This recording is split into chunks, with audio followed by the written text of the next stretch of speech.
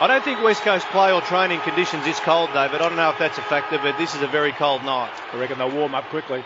So here we go. Jolly and Natanui to start things here at the MCG. And it's Natanui winning the first tap down to Scott Selwood. Kicks it out wide to the southern half-forward flank. Getting there first for the Eagles was Shuey. Hand passes back to Waters, now to Hearn. Hearn from the wing, kicks to Pritis, who'll mark it right half-forward. Wheels onto his left, immediately kicking it inside. 50, Hill in the pack for the Eagles. Can't collect. Therefore, Collingwood was Buckley, who was held without possession of the football. He gets the free kick and he plays on immediately. Hand passing to Swan in the corridor. Flares it wide to Ben Reid, back in the side this week.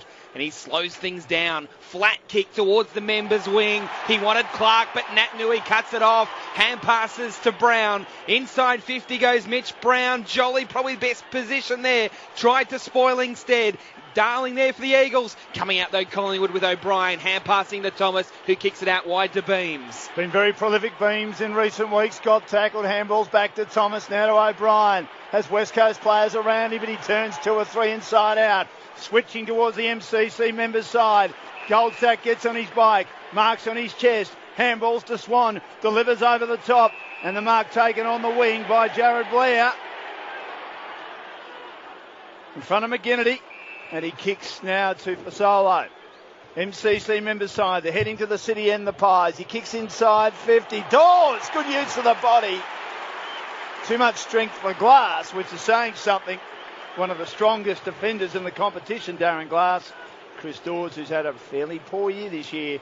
He's at right half forward. Kicked 4 goals, 10 so far in 2012. Well, Chris and I are looking at each other. That was an exceptional mark in the circumstances. Glass is probably the hardest to move, I would have thought, in the competition. Probably all Australian fullback. Dawes has been struggling. He did enough body work just to provide sufficient space at the drop zone to take the mark. That was outstanding. Right behind this kick. He needs a goal for his confidence. It's looking pretty good, but it just veers away at the last minute. Couldn't squeeze home. First score to Collingwood are behind on Grandstand AFL. West Coast yet to score. We've played a couple of minutes. Cox has started in the forward pocket. Obviously, Natanui, who got up and hit it long for the first one, right over the top and into a space. I reckon that was a really good pre-game plan. And it does look, guys, that Dane Swan is running around by himself. Yes. So he could get plenty of the footy this afternoon. Hearn goes out to the southern side. There's a big marking contest. Off hands, it's gone out of play. Do we know where Scott Selwood's gone yet? Has he gone to Thomas, or is it still early to try and sort it out? I think it's a bit early yet. Okay, I'll keep an eye on that one. Scott Selwood, one of the premier defensive midfielders in the competition. From the throw-in, there's a scrimmage at the top of the 50 for Collingwood, and the umpire waits and decides to call for a bounce. Look, we got this wrong in the game. We've got to stop it quicker and throw it up. There's got to be a real change made. It's ridiculous. We're wearing young blokes' bodies out who are going to have lesser careers, in my opinion. Got to get the game going. Jolly wins the tap. Natanui sharks it, though, for the Eagles. Kicks towards the southern wing. Good kick, and Darling marks on his chest. Darling, close to the boundary. Goes down the line with the kick. Ben Reid reads it well. Marston jumped into him. Free kick to the Collingwood defender. Inboard hand pass to Clark. Kicks to the middle. Good transition here from the Magpies with Dawes marking in the middle. He goes out wide. Wants Cloak. Out in front of the MCC members. Good defensive work there by the Eagles defence, led on that occasion by Eric McKenzie. It's gone out for a boundary throw-in right half forward for Collingwood. It's 1 point the Magpies. Eagles yet to score after 4 minutes. Yeah, look, Collingwood look up and about. Contested ball win, zoning back well. Good ball movement. Boundary throw-in. There's going to be a free kick. Collingwood's way. Beams. Everyone stopped. He didn't. On the advantage. That's unfair. Everyone stopped. Even Beams looked around after he heard the whistle. Calder kept going dead. Eagles were flat-footed, and Beams kicks the goal from 45. The Pies are 1-1-7. West Coast yet to score. Had they tackled him and held him up, might have been given 50 metres. I can't work that out. Dan, I think your call was exactly right. It was too long, too late, and too many had stopped. That couldn't have been an advantage. Advantage for the bloke with the ball. He got it in the finish, but a disadvantage for everybody else. That's not right. Pendlebury's out. Beams has stepped up to the plate. Someone should have stopped him getting the ball in the first place. And one thing we know about Beams is an outstanding kick for goal. But his ability around the clearances to fill the void created by Luke Ball and Scott Pendlebury has been outstanding. He has really gone up a couple of rungs. Jolly and Cox this time in the ruck. Cox wins it down for the Eagles. Shuey charges in, crashes in, splits the pack. Ball at loose though. Wellingham tunnel balls it out towards Beams. Hand pass to Thomas. Left foot kick towards the top of the square. Holding each other was Cloak and McKenzie. Slaps out towards Glass. He collects. The hand pass is okay to Brennan, but he's immediately tackled over the boundary. Good work there by Travis Cloak. There'll be a throw in 40 out from Collingwood's goal. Well, one thing we do know about playing on the road, the breaking point can be quite short, and they're under extreme pressure, the West Coast Eagles. Cox wins it down. Jolly the secondary tap. Fresh air shot there from Waters. In support there was Rose. He's kicked it straight to Fasolo, who's marked 55 out straight in front. Now, Alex will think he can kick it from here. He's got one of the biggest legs on him in the competition when it comes to distance. And a big head to go with it. You said that, not me. Good at it, old boy. Here we go for Solo. Let's fly. It's long. It's very long. Of course he's kicked the goal. 2 to the Magpies. Alex Fasolo says to his teammates, how good was that? 6 minutes into the opening quarter, it is Collingwood 2-1-13. The Eagles yet to score. I don't know whether Chrissy backed. I didn't back off after he kicked it. When I'd seen where the ball went, and I looked back at him, he was inside the inside the centre square. It was a 55 to 60 metre kick. It was a magnificent kick. Alex Fasolo was a great recruit for Collingwood Football Club, dominated in the midfield for the Adelaide Bombers and the Western Australian state team. They fell into this kid. I don't know what the knock was on him, but he fell out to about the third round. He will eventually make his way into the midfield. So they've got a queue of guys that can play in the midfield, and it's all good signs for Collingwood. Good Kenny recruiting. That's why Collingwood are near the top. Cox two-hands it down. He may have got one over the shoulder. It's pretty hard to get him over the shoulder. Swan then is dragged in a tackle and is penalised when he was making the play. Frittis a hand pass to Kerr. Tries to get out of a tackle. The hand pass was no good while being tackled, and Swan soccers it away towards the boundary on the Great Southern stand side. Goes after it again. His second effort outstanding. That's why he's one of the best midfielders in the competition. Always imposes himself on contests. Boundary throw in. Collingwood just slightly attacking side of the wing on the Great Southern stand side. Jolly wins his own footy. Handball to Shaw back in the side today. Quick give now to Thomas in the long sleeves. Runs away and then sweeps the hand pass out of the traffic to Wellingham. Had it run down. Back to Thomas. To side bottom, the numbers everywhere. To Maxwell. Bangs a kick inside 50. Cloak out of position. Gets a good bounce. Cloak should run into an open goal and does. He got the bounce. Mitch Brown, Nathan's twin brother, didn't. That helped Cloak. 3-1-19 to nothing. What a start by the Pies at the MCG on Grandstand AFL. Amazing thing in this game, if you're running into goal, the normal 15 becomes about 25 for you, as long as you're going to kick a goal. And then if he ran that distance in the middle of the ground, Cloak, and he ran to kick the ball, a lot of the West Coast supporters here are very annoyed. He took 9 steps at about 1.5 metres per step. And maybe a push in the back it was a push in the back, 2 hands in the back to get the Yeah, look, very lucky. Maxwell's kick inside forward 50 wasn't that great, but the bounce over the head and Cloak runs into an open goal. But they're causing midfield turnover. That's why they're dominating the game, Collingwood. Nat Nui and Jolly in the ruck. Again, it's the secondary work there from Jolly, getting the hand pass away to Beams. And now a high kick from Fasolo out towards the wing. Big pack, big clash. Goldsack went in really hard. Crumso to Marston out on the members' wing. Inboard hand pass to Pritis. Under pressure, turns it over. Straight to Beams. Hand pass to Swan. Pokes a kick, and it's a really good one. And the mark's been taken by Elliott. In front of the interchange gate wing. Oh, he's kicked it straight into McGinnity, who was the man on the mark. And as a result, it goes out of play. Well, I think now you asked the question. I think Selwood's actually trying to track Beams. Yeah, I agree. Trying to cut him out of it, but that's the task. Throw in, just forward of the wing for the Magpies members side. Nat Nui, clever little tap towards Shuey. Hurries a kick towards half forward. Bashing it further on was Hill. Now left half forward for the Eagles. Reid collects for Collingwood. Dangerous kick back into the corridor, but it's a good one. Nathan Brown takes it. Kick was a little quick and a little rush, but it's okay to Buckley. Oh no, Buckley's turned it over. Hand passed it straight to Kerr. Gets the hand pass to Lynch. Inside 50. Darling, the ball won't sit for him. Close to the line, it's gone out. right half forward for a throw-in 40 metres around from the Eagles' goal. It's Collingwood 19. The Eagles yet to score after 10. Very lucky the West Coast Eagles. Always hearts in mouths when Simon Buckley gets it as far as Collingwood's concerned. Dawes taps it down towards half-back.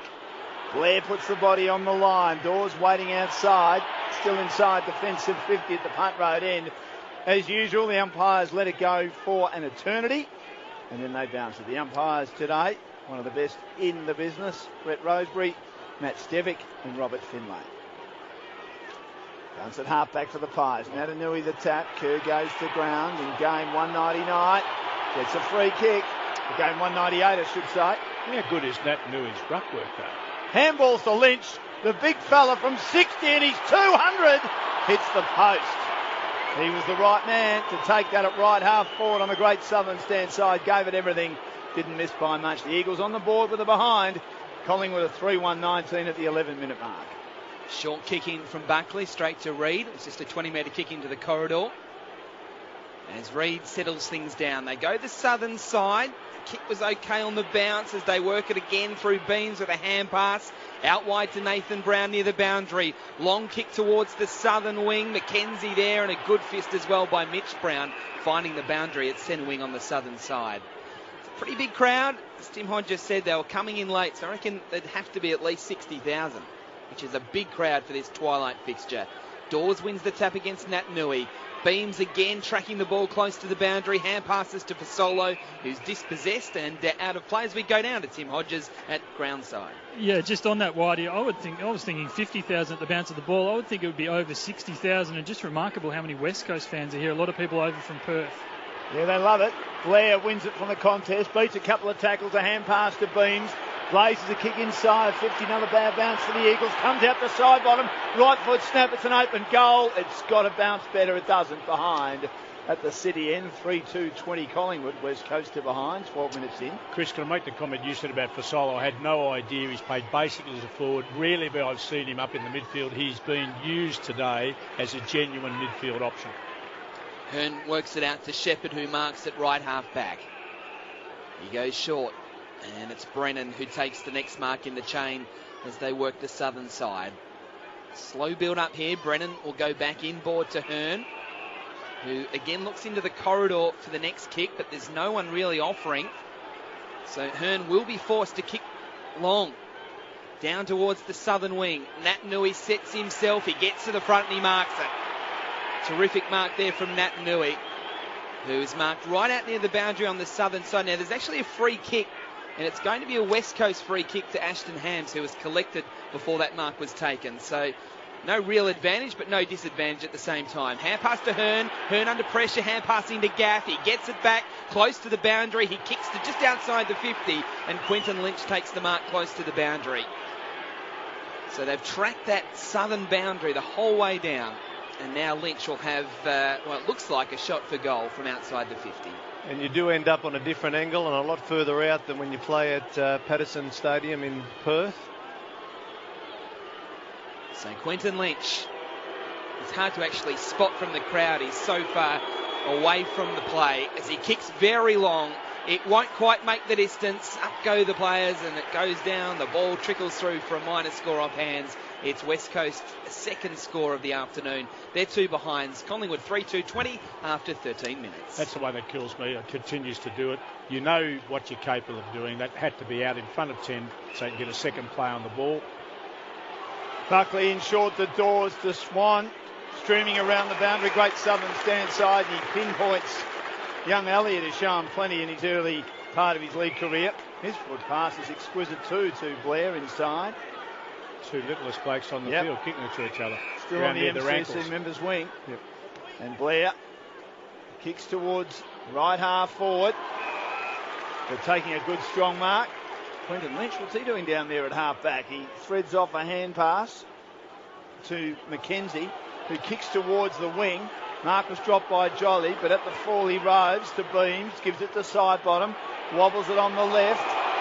Free kick to Goldsack. That was loose play by Rosa. Goldsack had to sit.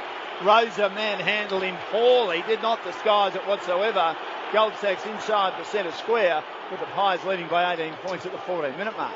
But he is capable, isn't he? I was going to say, Goldsack is another one of Collingwood's really long kickers. Pumper, well within his range. I reckon it's a bit closer than what Fasolo was. And 15 metres right of centre. Now this one's out to the right. It hangs out wide and through for a minor score. So Collingwood 3-3-21. Goldsack getting the distance comfortably from 60. West Coast 2 behinds. Dane Beams, Scott Selwood is certainly playing on him. Beams already up to 9 disposals. We're only halfway through this opening quarter. It's an extraordinary start to one of the hottest players in the... He's averaging nearly 30 a game this year. Hearn to the outer side now for the West Coast Eagles. And there's the aforementioned Scott Selwood. Handballs to Rosa, hugging the boundary around the Great Southern stand side to Shepherd. He also hooks cleverly around his body and finds Frittis. Kicks inside now. Lynch is covering a lot of ground. He takes the mark. He handballs now to Kerr. Kerr hugging the boundary again. 55 out long to fall forward. Ham stands his ground, can't mark it. Then when the ball hits the ground, he snaps a lovely goal. Eagles on the board. Their first goal at the punt road end, 1-2-8.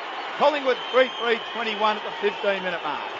Look, I think we saw why Shannon Hearn is such an important player to the West Coast Eagles. The kick in from fullback in the first quarter was an outstanding kick. It travelled 60 metres straight to Scott Selwood. I think in terms of Scott Selwood, I think he's starting to evolve into his own player now, David. I think West Coast are going to have to find another shutdown player. I think, and that's what you want. I think he's going to evolve into a bona fide midfielder player himself, and the contested ball win by Hams close to goal was an outstanding effort too. So, you know, really fluent ball movement to score their first 6 points. He was there for about 20 seconds in the goal square, no one near him, and a couple of seconds later he wouldn't have got that chance. Back in the middle, Cox jumps early, wins the tap almost to Selwood, but Thomas got a little hand in there. Now the kick up towards Wellingham, who got crashed into. Marley Williams, he gets tackled as well. Good, hard, honest football from both teams. There'll be a bounce, front right corner of the square for Collingwood. 21-8. The Magpies in front at the 17-minute mark. Bounce of the ball. One down by Jolly. Spills out to the back of the contest. Swan grabs it. Hand passes to Maxwell. Got a little bit of time. He kicks towards the pocket. He wanted Dawes, who was hopelessly outnumbered. The ball trickles to the back of the pack and goes over. There'll be a throw in 25 around from Collingwood's goal right forward pocket. So the Pies deep into attack. West Coast have settled though after the early onslaught. Cox, the big punch. It's roved though by Wellingham. Has a flying shot from 30 metres out and just misses to the left-hand side. And the Pies have another behind. They're 3-4-22. West Coast 1-2-8. Hodgie. Dan, this has got nothing to do with the footy, but there's the most magnificent rainbow down the punt road end of the ground. That's about the best looking rainbow I've ever seen.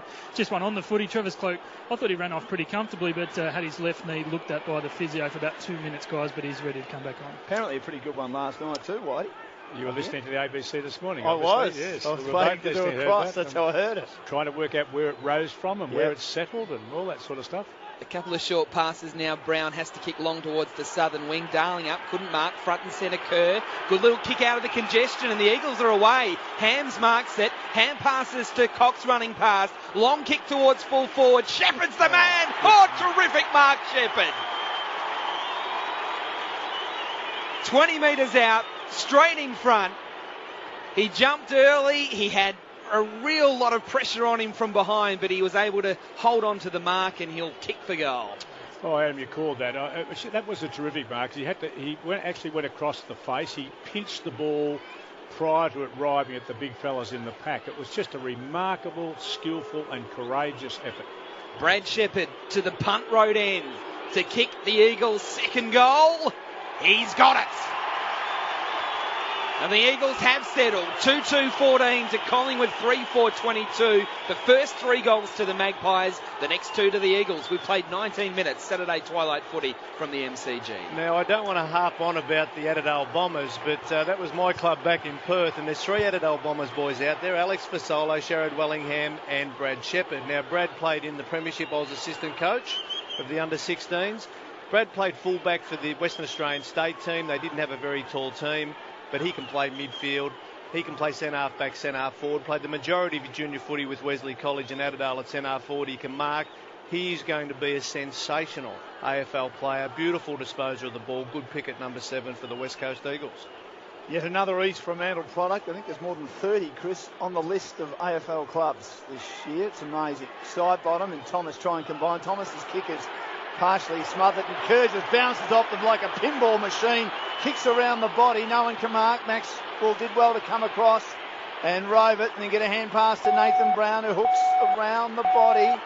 It's fisted away by young Brennan, Jacob Brennan for the Eagles, towards the half-forward flank on the outer side. He then arrives to lay a tackle and his teammate support. Some nice give under pressure to Shuey. Kicks West Coast to Natanui. Punched away by Reid. Then he lost it at ground level. Natanui tried to flick a hand pass out. 20 out from the Eagles goal. Comes out to Thomas. Look away hand pass. Clever to Wellingham under the pump. Then they get another hand pass through Toby. Blair, he's wrapped up in a tackle at half-back. It's pretty tough. Eagles have now got an appetite for the contest. We're on the MCC members' side. There'll be a bounce. They trail by 8 points on Grandstand AFL into time on opening turn.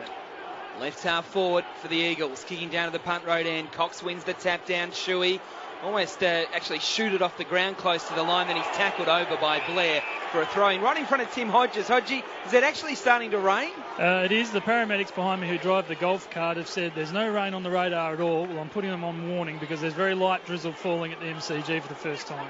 Jolie tries to get a kick from the congestion from that throw-in, collected by Hams. Hand pass to Hearn of the Eagles to McGinnity. Good work in close. Rosa gets the hand pass to Mitch Brown. Rush kick to a 2-on-1 against Collingwood with the numbers. The spoils come. Hams, no. Ricocheted straight to Marley Williams of Collingwood. He's kicked forward to the wing, again under pressure. Glass marks for the Eagles. Hand pass to McKenzie, and the Eagles can load up from half-back. That's not a good kick. Clean bowls Cox and tidied up by Marley Williams. He has a bounce. Kicks in the Travis Cloak direction. Glass got a hand on it. Spills to the back. It's in the goal square. The 3-time All-Australian pounces for West Coast. Runs out of room as he handballed to Shannon Hearn, who got cornered by Goldsack, who's playing a defensive forward role on him. It'll be a boundary throw-in. You're like me. You like calling him Marley Williams rather than just Williams. Oh. There's something about that Marley. Yes, the rock singer. Boundary throw-in tapped down by Jolly.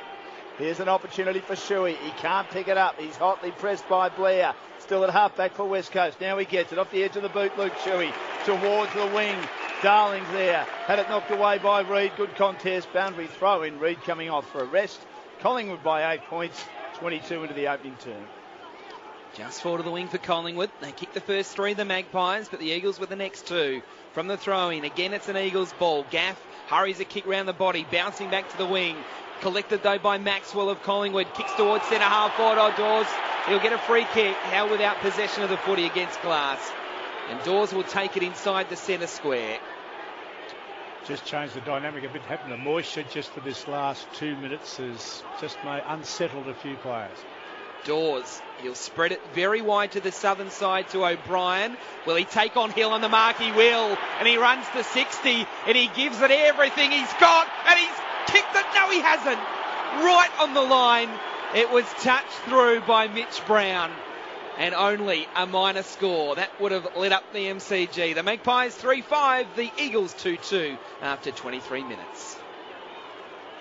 So Hearn, there's a beautiful kick of the footy to the MCC members' side. Hams, one of the smallest men out there, will be the target. And he outmarks Clark from behind. Handballs to the free running Gaff on the MCC members' side. He kicks nicely to the big Q stick Lynch. Attacking side of the wing. Approaching left half forward. Kicks into the pocket. Darling was tunnelled by Harry O'Brien, who has an issue when he plays one-on-one. He knocked away from Darling. Didn't need to give away the free kick. Thought he'd won the contest, but did anyway. And Jack Darling with the free kick at half forward in front of the Olympic stand.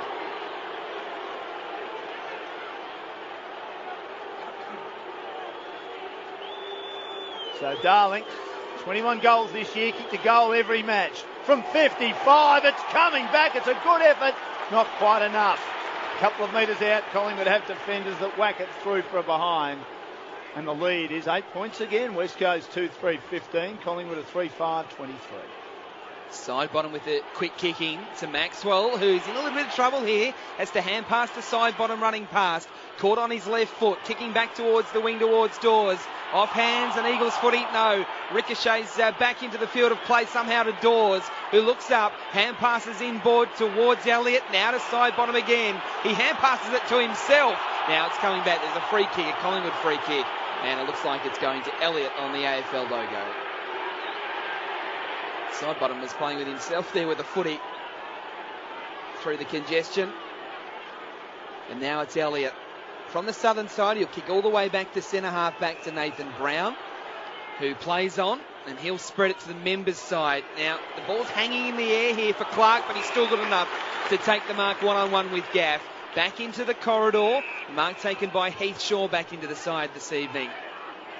No players behind him, and he's at the back right corner of the square. So he also spreads it to Maxwell's southern side. They go from one side to the other. Now the kick towards Goldsack inside 50. Crumbs to Elliott. Hand passes to Blair. Defensive hand pass wanted side bottom, but it's cut off by Prittis. Hand pass to Marston, back to Prittis. Prittis away, sweeps the hand pass towards Hams. He had to wait there, but he took it. Shook off tackles back to Prittis to Shuey. Didn't see his opponent short coming. Dispossessed of it. Collingwood with numbers. Blair pounces. They're on the attack now. Clark in the middle. Handballs to Buckley. Needs to use the ball well. Not a bad kick. Cloak couldn't mark it. Knocked to the ground. Ball still inside. Collingwood's attacking 50. Picked up by McKenzie. Handballs to Waters. Waters kicks West Coast to Lynch on the bounce. Having a good start to his 200th. Kicks them towards centre half forward. A battle between Darling and O'Brien. O'Brien sort of accidentally footed that away. Missed by Shaw. Picked up by Darling. Shows some candy. Kicks inside 50. Chance for Marston. Had it knocked away by Toovey. Marston picks up in the pocket. Handball no good. Intercepted by Shaw. Handball's now to Williams. And Marley bangs the kick to the wing, but Lynch camped underneath it for West Coast.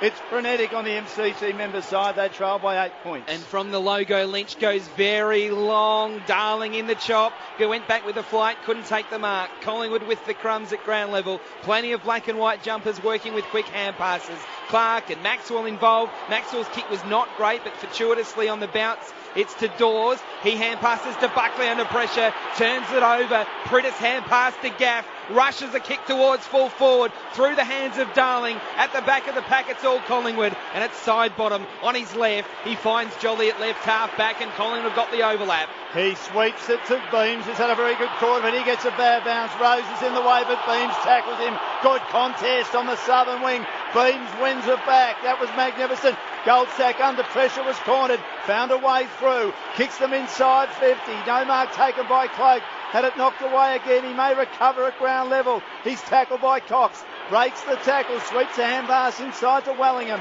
His kick inside 50. On his own, Swan takes the mark. What's he doing on his own? Right forward pocket at the city end. That was exhilarating football, gentlemen. Well, the ball's alive all the time because the halfbacks are dropping off for both teams. So you could hear Quinton Lynch marking the ball behind the play. He'd push right up the ground and Maxwell or O'Brien or Reid would sweep off. So there's an overlap of one or two players up each end. So the ball's alive the whole time. Slightly right of centre half forward. He's a goal kicker, Dane Swan.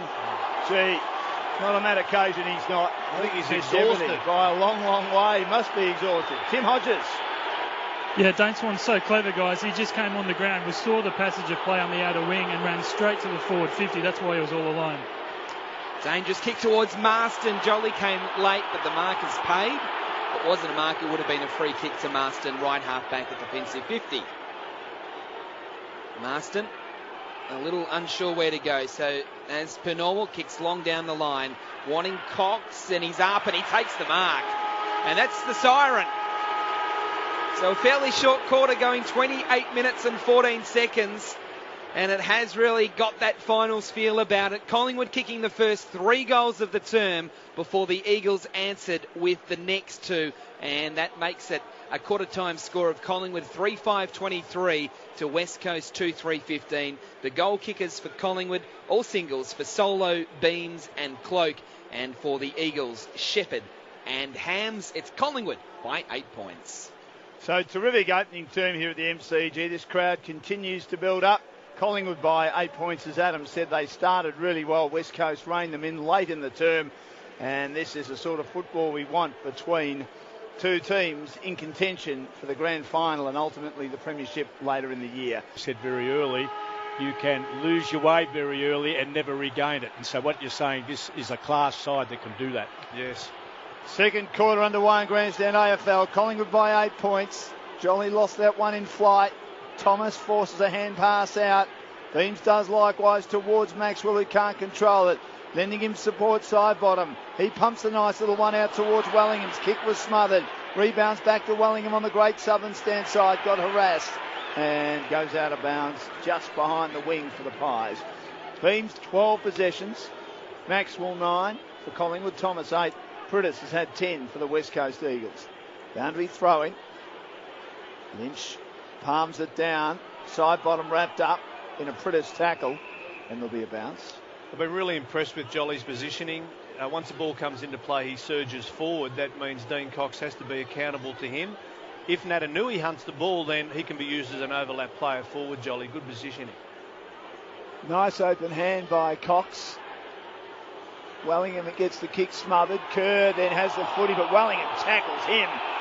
And he is penalised. How can he be penalised when really he didn't have much prior opportunity? But Collingwood free kick on the Great Southern stand side. Yeah, not a great kick out towards the southern wing, or just forward of the southern wing, close to the boundary, and strength of numbers. Lots of handballs. Selwood involved, gets the hand pass. Now it comes into the centre square with Shuey, and he's spread it wide towards the members wing, and Marston takes the mark in front of Williams. So they've worked it well, the Eagles. The kick down towards Darling, who's taken the mark at right half forward. Two good kicks out from goal. The next kick is also a good one. And the mark's been taken by Shepherd, just at the 50, but right out on the boundary at right half forward. He pops it up to the top of the square. He wants Natanui. He does crash the pack. Couldn't quite get there in time to take the mark. Hurt himself. Beams is there. Left foot kick from Beams towards Cloak. One-on-one with McKenzie. McKenzie with a spoil. He finds the boundary with a spoil. And you're right, Dan. Nick Natanui might be in a bit of trouble. Hodgie, what can you see from there? I think he just smashed his face into the back of the pack, and he's taken an awful knock on his nose. So he's just having some work with the official now. He's just waved off the medico, and he's okay. Okay, Jolly gets the tap down from the boundary, throwing to Thomas. To the wing, outnumbered was Dawes, and an easy mark taken by Shannon Hearn for the Eagles. Dead set centre wing members side. We've played 2 minutes in the second term. It's Collingwood by 8 points. Hearn towards the half forward flank on the MCC members side. Lynch couldn't mark it, so he taps it down to Pritis, gets a hand pass through the traffic. Losing control of it, Hill. Hasn't been a factor so far. O'Brien's there, close to the boundary. And good contest. We'll see it over the line. Big Lynch had a couple to contend with. In fact, it'll be bounced, although it went out of bounds. It didn't. Just inside the boundary, 45 out from West Coast goal at the city end. And Cox sees it over the line. Pritis and Kerr there for West Coast. Side bottom for Collingwood. Boundary throw in 48 metres out now for the Eagles. Still behind by 8 points. The Eagles kicking to the city end. Cox wins the tap down. Blair first there for the Magpies. Gets a little hand pass out to side bottom. Left foot snap round the body. Getting it to the wing. Meeting it on the bounce for Solo. Gets the hand pass before he was tackled by McGinnity. Wellingham's kick under pressure, not good. McKenzie chops it off. His hand pass, not good. Goldsack hand passes out to Clark. Now to Dawes. Collingwood working it on the members wing effectively. But Beams looks up. Doesn't really know where to go. So he goes long. Cloak caught out of position. Edges McKenzie out of it and does it illegally. Free kick to McKenzie. I thought he used his body particularly well. It was a great kick by Beams to find Cloak in amongst 4 Eagles. Free kick to McKenzie as the Eagles dodge a bullet. And Collingwood supporters not happy, but we expect that. To Glass, now to Rosas. Let's switch it to the outer side. He farmed a 25-metre hand pass, Rosa, to Selwood. Now to Waters. Getting closer to the boundary on that outer side. Floats the kick towards half forward. Tooby dropped the mark. Eagles with numbers. Darling, a good give to Marston. Natanui, 45 out. Just misses to the right-hand side. Good running play around the outer side from West Coast towards the city end. 2-4-16 West Coast. Collingwood at 3-5-23. Short kick back into play to Buckley, over the top to Maxwell. He'll hand pass back to Buckley. He gets tackled by Hill. That's holding the ball. Not quick enough was Simon Buckley. And Josh Hill will take the free kick on the 50. That's where he had his hands free. It's where you're trying to make the best use of a difficult situation. Hang on and get the hands away. Oh, Hill's gone short, and the Eagles were lining up in the corridor. Shuey's one of those who marks just inside the 50. Now, he was going to go shorter still to Scott Selwood, who was lurking about 40 out in the corridor. Scott Selwood wasn't watching. Yeah, he would have got it. To him, he would have. So Luke Shuey coming up for possession number 7, kicking to the city end. from about 48 metres out, just right of centre. He gives himself a bit of extra space and caresses the kick delightfully. It's hit the post though. Sorry, Eagles fans, it faded late and through for a minor score. So the Eagles, 2-5-17. 2 behinds in this term. Collingwood yet to score in this term, 3-5-23 after 5 minutes. Thomas receives a handball to Brown. Back to Thomas, who kept running. Turvey at half back. Now Buckley towards Maxwell, all by hand on the MCC member side. He kicks to the wing.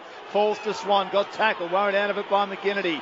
Now Gaff has it for West Coast. On the left. Kicks them inside 50. O'Brien. Big destroy from behind. Darling in front.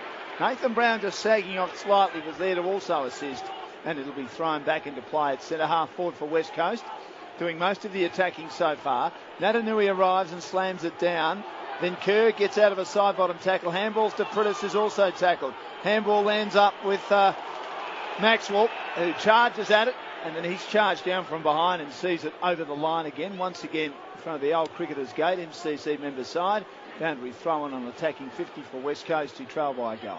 A lot of the play in this second term has been in this spot. British sharks it again from the throwing. His hand pass misses Shuey, and it goes out of play. As the rain that comes, it's actually stopped now. Does it change the way the game's been played? I'm not sure. It is frenetic, but it's not ugly, is it? No. You're right. It's hard to change what's habitual behaviour, though. From the throw-in, it comes to the back. Clark, good tackle. Natanui, ball spills out, still in dispute, crashing in players from both sides. They all went low. Wellingham gets the hand pass. He hand passes it across to Swan, across to side bottom, all by hand, and now the kick from Fasolo. He wants Goldsack, coming late. McKenzie with the spoil. At ground level, it's Wellingham as a free kick, Collingwood's way advantage. And away goes Goldsack with a hand pass to Cloak. No one inside 50. Cloak keeps it low. It'll bounce through for a goal. Jeez. Cloak from the 50. As I said, he had no one in front of him. He eyed the goals and said, I'll have my second, thanks, and give Collingwood a 12-point lead. 4-5-29, West Coast 2-5-17, 7 gone, second term. Just a quick analogy before you paint the picture there, David. It's like a boxer who's covered up on the ropes, getting punched up, and then opens up and goes bang, and gives him a knockout punch, because West Coast have out-muscled them for the last 10 minutes and completely against the trend there for a goal. And so, because Collingwood was so pressed up to try and prevent some scores, that third of the ground or more opened up for Cloak, and he showed a bit of maturity there because he was being run down. He knew he had a bit of time, but kicked it beautifully. One of the great goals of the year. Yeah, great goal. 26 goals for the season. Prittis leaned in. He went to ground trying to get that one. Swan snatched it away. Then chips it towards Wellingham. On the MCC members' wing, he kicks inside 50. Not a great kick for Cloak. He misses it. So does his opponent, McKenzie. Oh, it's tossed out by McKennedy. That was nearly a throw at centre half back for West Coast. 40 out from their defensive goal, and there's going to be a bounce. As good tackling by young Elliott on Luke Shuey. Had him tied up in the Eagles' defensive half. Bounce. Cox. Jolly. Goes outside defensive 50. Shepherd, good tackling. Thomas. Sure, the young West Coast Eagles player was going nowhere in a hurry. Ball rolls in towards the centre square. There'll be another bounce. Collingwood, the only goal this quarter so far. They lead by 2 goals. 9 minutes gone. Bounce again, right on the chalk. Maxwell, a big punch. Makes about 15 metres for the Pies. Straight though to Hearn for West Coast. Wobbles a kick towards the boundary. Thomas leading in the race. And he will bump into Jack Darling. They were waiting for each other when the ball went over the boundary. Tim Hodges. Yeah, Dan, Nick Natanui came off and went straight to the back of the bench. He's had some work, maybe some stitches put into his lip. It looks like his teeth went through the lip, so he's lost plenty of blood, and we probably need a new jumper and new shorts. Plenty of blood on those white shorts from the big West Coast Eagle ruckman. From the throw-in, there's a free kick against Prittis for throwing it. So free kick to the Magpies to Blair. Hand passes immediately to Swan. To centre half forward. Good defensive mark taken there by Hearn. One-on-one there with side bottom, and Hearn wins out. Short pass to Brennan. On his left foot, Brennan goes down the line looking for Marston, who takes another good mark under pressure. Marston gets onto his right foot and spears the ball towards Hams. Oh, it missed Hams. That was a real let-off there because they looked like they were away and running the Eagles. Now it's Reid cleaning up to Maxwell. Lost control of the football, Maxwell trying to hand pass it. Now the ball in dispute on the wing, and it's a West Coast football. Feeding out a hand pass was Hearn, and Marston involved as well. He gets the hand pass out. Hams a dainty little kick, maybe a little too cute to be honest. Collingwood will prevail through strength of numbers, and it's Beams getting the hand pass out, and Reid can settle things down for the Magpies. Kicks towards the wing. Brenner makes a good contest, 1-on-3, but knocked it straight to shore for the Pies. Kicks towards half forward, intercepted by McKenzie, does well. Feeds a hand pass close to the boundary. His teammate is taken over, and that's Rosa, shunted over the boundary at half back in front of the great Southern stand. He's sure right with him. It is a surprise. It is a surprise Mackenzie's playing on Cloak. You'd think Glass would take on that responsibility. Shuey on the up receives a hand pass to Rosa, who got bumped now to Prentice, who spins out of a Beams tackle, but it's stuck by Beams. Lynch has it. Shuey kept running as he receives. Kicks inside 50. Chance for Darling. He's at the back. Sits for him. No, he can't control it in the pocket. He has another fumble. Took his eye of it on 2 occasions, right in front of the Collingwood Army, and they're giving it to him at the city end. There'll be a boundary throw in, the Pies by 2 goals. And Harry O'Brien was giving it to him on the field. Throw in deep in West Coast's right forward pocket. They trail by 12 points. Lynch tries to grab it out of the ruck. Couldn't do so. Still fights at ground level. Gets a free kick. He was taken high. And Lynch will take the free kick. 25 metres out from goal. Just right of centre. What happened there was the boundary throw-in came in. Lynch contested for the ball, hit it straight down, dived back on the ball, and then Clark comes in with his knee into the head. It's a little reckless, wasn't it, from Clark? It was. So Quinton Lynch kicking to the city end, 25 metres out from goal. It starts left, it comes back, it's a goal. West Coast gets there first of quarter number 2, 3-5-23, trailing Collingwood 4-5-29 at the 12-minute mark of the second term. David, Quinton Lynch has been an enigma in the game. If you track back through his goals kicked and where he ranks in the best and fairest of the West Coast Eagles, he has been outstanding. Yet every time he comes out of contract, key position forward, high in the best and fairest, high goal kicking, there's not interest in him from other clubs. I mean, he has got under the guard of the whole AFL, I'm telling you. Well, it's a compliment to him, isn't it? Because he's not seen in the light that he should be seen in. There's no doubt about it. No doubt about it. He's had 10 possessions. He was almost gone in 2010. The whole team had a bad year, of course, winning the wooden spoon, but like a lot of players, reinvented himself last year. Bounce in the middle. That's a nice tap by Jolly. It's shark by Beams. Rolls it around the corner. Wellingham there. Can't control it. Waters stands his ground. Fasolo works him out of it beautifully. How good was that on the MCC member side? Lovely give to Beams. Kicks high inside 50. Oh, what a mark that is. Reading it best, Cloak. It virtually landed in his lap. He read the flight of the ball slightly in front of Mackenzie. Cloak having a good day. Can kick his third, 35 out directly in front. But these are the ones he often misses. Now, I can guarantee you that the West Coast Eagles coaching staff are testing Mackenzie out on Cloak. There's no way Cloak, 20 metres out from goal, would have Mackenzie ahead of Glass on him in a win-at-all-cost game. Absolutely no way. And they've both been up the ground too. It's not as if Dawes has been playing back. So Cloak for his third. That looks pretty good. He's kicked 3 and Collingwood back out by 2 goals. I hesitated slightly. Goal umpire moved to fair way, but a good effort by Cloak. 5-5-35. West Coast 3-5-23 on Grandstand AFL at the 14-minute mark. I remember, David, that Worsfold did this in a match against the Dogs last year when Bulldogs fought back through Barry Hall. Could have had Glass on Hall, but kept Mackenzie on him all day. Well, that's the argument, isn't it? That Hall, that day, was taken off because Hall ran him so hard and so long and so far that he couldn't keep up. So there might be an argument on his tank. I don't know. He's never looked to be struggling. That final they lost a while ago when they took him off for a rest at one stage seemed to indicate he might have, and that cost him the game. Yeah, interesting matchup, that one, and might be the difference between winning and losing today. Okay, we're in the middle again. Nat Nui winning the tap down to Kerr. Hurries a kick to centre half forward. Hams in front, jumped early, couldn't complete the mark. Ball spills out towards Shaw. When I say it spills out, it was a little quick kick, and Heath Shaw has marked it. Back left corner of the square. Flares it wide to Swan, who marks defensive members wing. As Collingwood just try and hold possession at the moment. Swan will have 40 possessions tonight, by the way. Swan goes for a little bit of a meander and then pumps a hand pass over the top. Inside defensive 50 to Maxwell. To Reid, all by hand. Now it's long sweeping hand pass from Reid back to Swan as they transfer play to the southern side. And now it's Nathan Brown marking at right half back. He'll kick back to Reid, who marks at full back. The Collingwood fans getting a little impatient here. As just meandering along Reid. He's got some time. He kicks towards Clark. Hands with the spoil. Front and centre was Josh Hill. Clever little kick around the body and having to wait for it. But marking it was Marston. Hand passes to Shuey. He was on the breakaway. But Marston missed Shuey. And the ball has gone out of play for a boundary throwing. So important that hit the target, because if it did, Shuey was lining up for goal on the run. Opportunity lost. Right on the 50 for the Eagles. It's thrown in.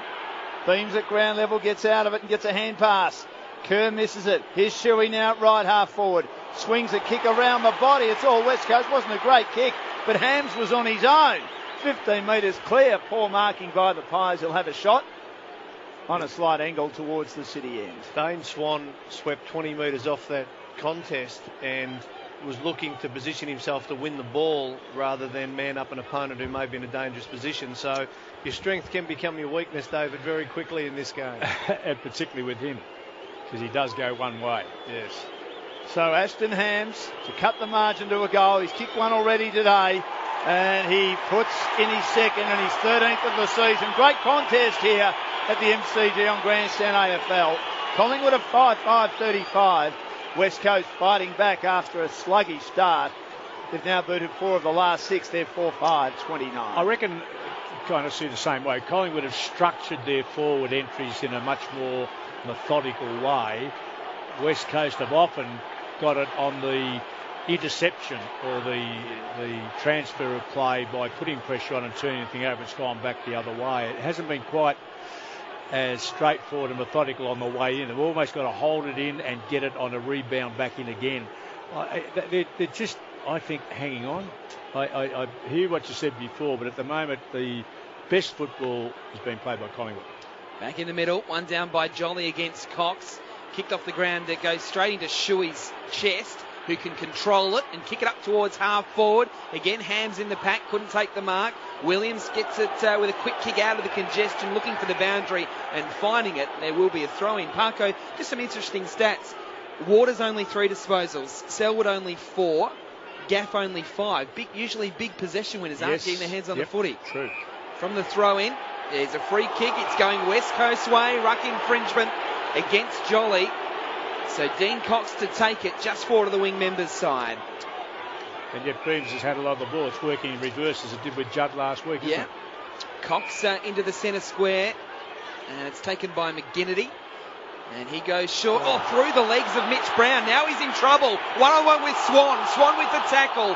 Farming out some sort of hand pass to Waters was Mitch Brown. And they get out of trouble. Out towards Shepherd.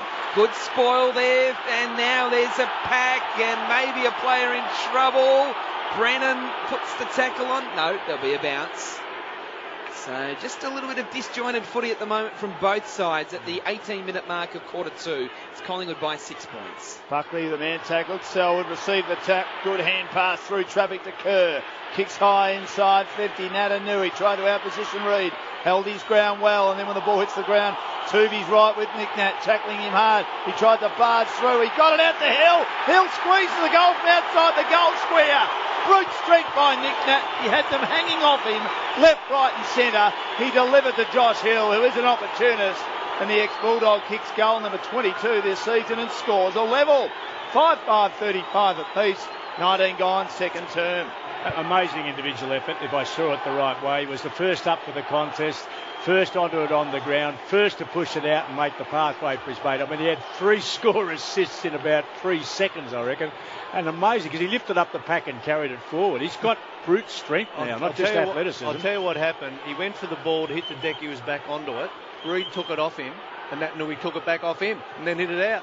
Unbelievable. It was a great effort. Unbelievable. 2 in a row to the Eagles. The score's now level at 35 apiece at the 19-minute mark of the second term, and Cox wins it again to Pritis. High kick towards the 50. Hams! Oh, no mark, but a free kick. Maxwell coming in the opposite direction. Now Hams has hand-passed it out to Shuey, who kicks into the pocket, and Darling's marked it. So Collingwood, just at the moment, a little disorganised, and West Coast taking advantage of it. Been very impressed with Hams in this game, David. He has been sensational across half forward. And I agree with what you said before. In terms of fluency with the ball movement, Collingwood have had the upper hand, but that's been the most impressive thing about West Coast. They're out hustling, and whilst it's not fluent, they are getting the score on the board. Darling from the left forward pocket to the city end. He opens the angle and he gets the goal and he puts West Coast in front. David, I want to ask you a question. How do recruiting offers let that guy go through to past the first round? How'd that happen? He was rated top 3 as an under 16. Yeah. They talk about off-field stuff. Obviously, no one's done their homework to the level they should have, because it's not as serious as people thought. Well, and this guy is going to be a superstar for the next 10 years in a key position role. Yes, it is an amazing story, but it was, Chris, the background story as a youngster was not good. Hasn't put a foot out of place since he's got into the system now and is playing. Apparently he's a model prisoner and a great club person. It is West Coast by 6 points with the last 3 goals at the 21-minute mark of the second term. Talking of Kenny recruiting, they're very good at it, West Coast.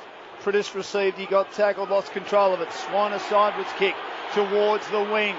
Kerr there. Goldsack a bit quicker, which is a good effort. A handball to Buckley. He sprays it high. Thomas camped underneath. Dropped the mark. Slips to Shuey. Handballs inside on the MCC member side to Scott Selwood. Heard the voice of Waters. Tackled. Had support. Cox a give to Prittis. Mown down but gets boot to ball. And Marston takes the mark still on the wing. Eagles in complete control here. Leading by a goal.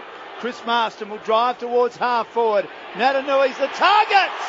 And he got out in front, and in the end you'd have to say that was an unopposed mark in the right forward pocket.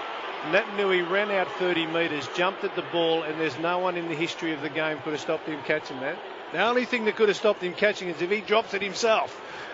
He's not dropping those now. In the past, he's got very clean hands now. He's the most, I think, improved footballer in the competition. I know that's a great call. Naitanui kicks this. It'll be 7 of the last 9 for West Coast after Collingwood left them in the wake in the first 10 minutes.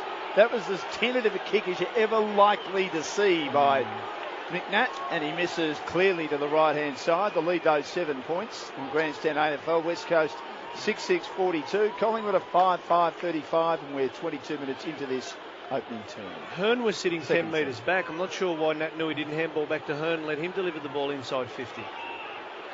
Buckley to kick in for Collingwood. He goes short into the back right pocket to Sidebottom, who marks, and his next kick is a short pass to Maxwell.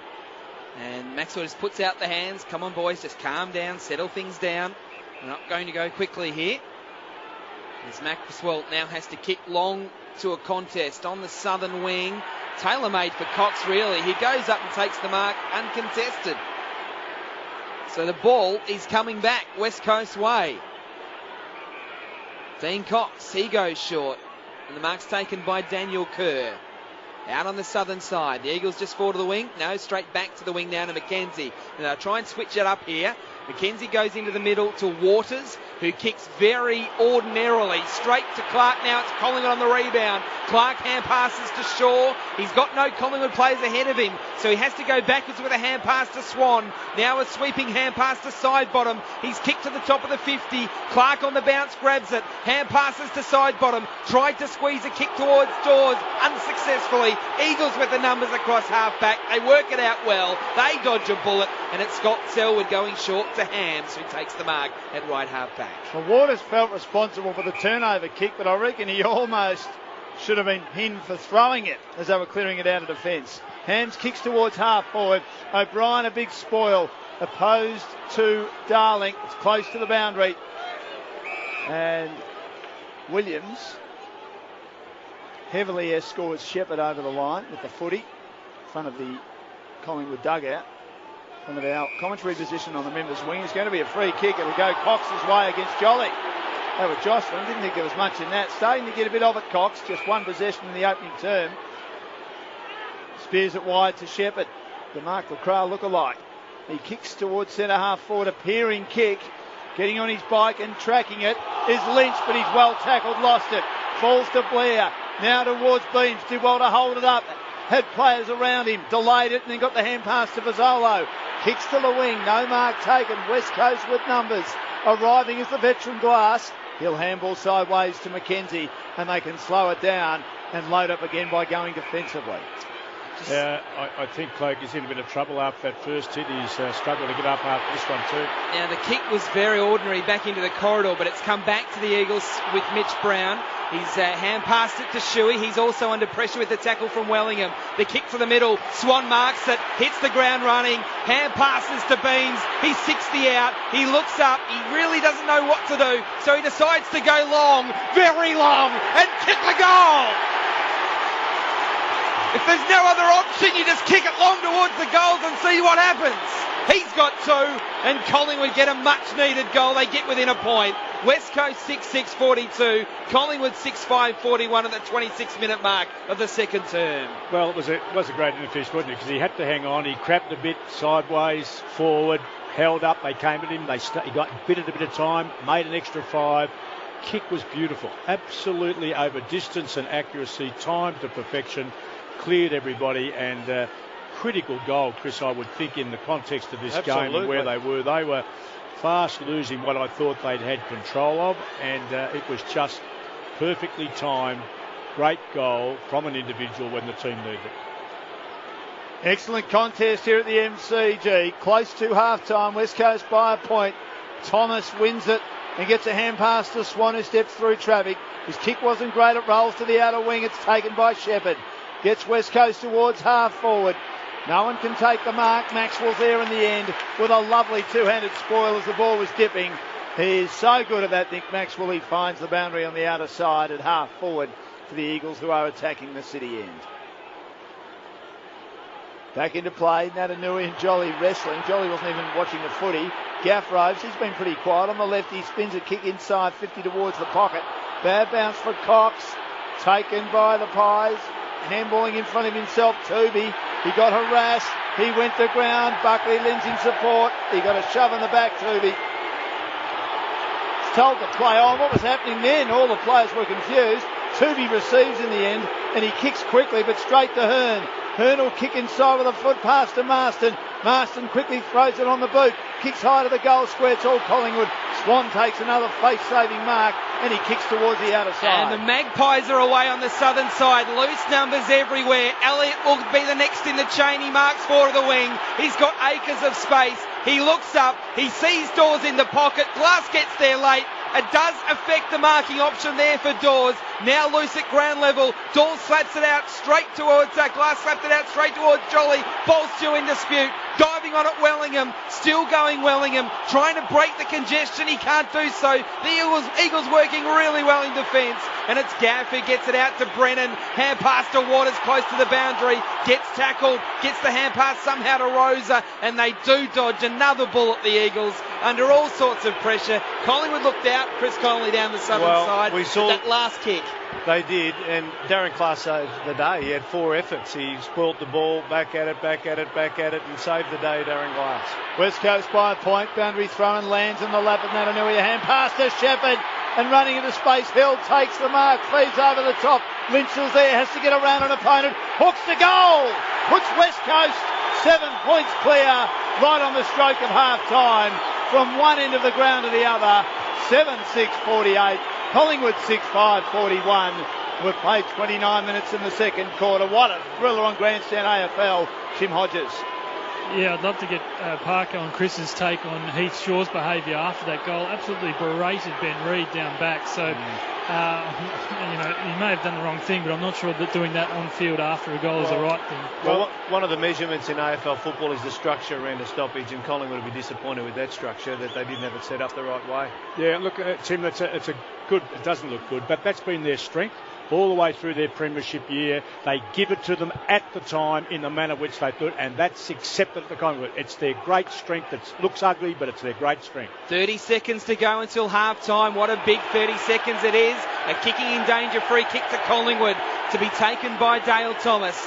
He goes with the torpedo. It's long. Dawes is there in the pack. Falls to the ground. Collingwood there with Goldsack. Hand pass out to Dawes. Swings it round the body. It's coming back. It's missed to the near side. Through for a minor score only.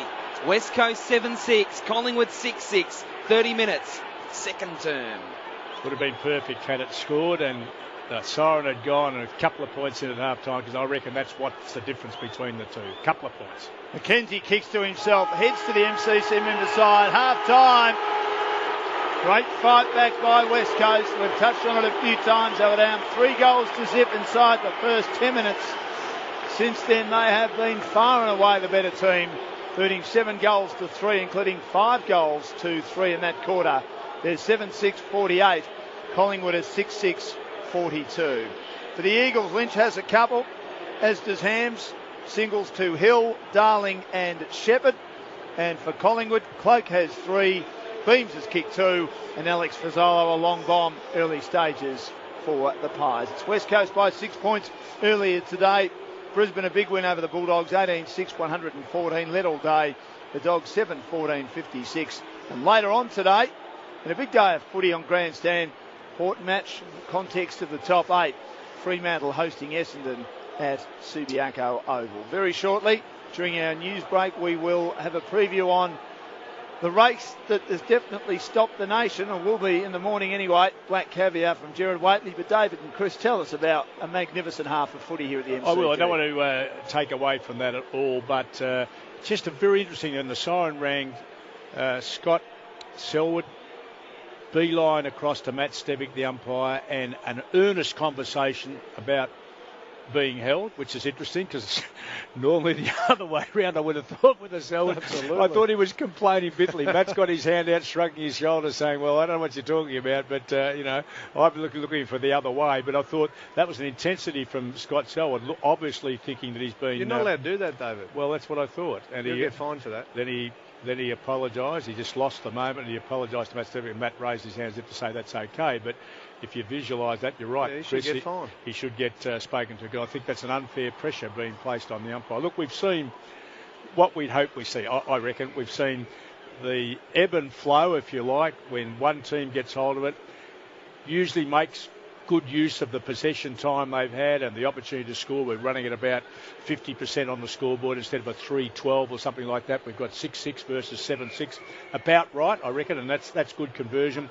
But the pressure's on, and what I've loved about today and love about the modern game, whilst we don't like the tightness with 22 players averaging a 10-metre diameter around the stoppages, and that's real hard work, but the incredible ability, even in those circumstances, with absolutely no time and absolutely no space, can still make a terrific decision, can think what I need to do, having won the ball for a start, and then execute the quick hands to mostly an advantage position is the great, can I say, step forward. We got better at kicking the ball, and we know that, and that's been incredibly important in the modern game. But the most important thing is that we get the ball out to someone who does then have time and space to kick the ball where we want it to. And I reckon this game has had the best, I reckon I've seen this season, where the pressure's been on. Happened with Adelaide and Collingwood over there, but the conditions were a bit not so easy to play. The ball was spilling all the time. The control here has been magnificent. Yeah, look, I'll just mention 3 things about West Coast. The first thing I'll say is that a lot of people in the city of Melbourne, mostly Collingwood supporters, have come to the MCG today and have got a whole different understanding of the West Coast Eagles.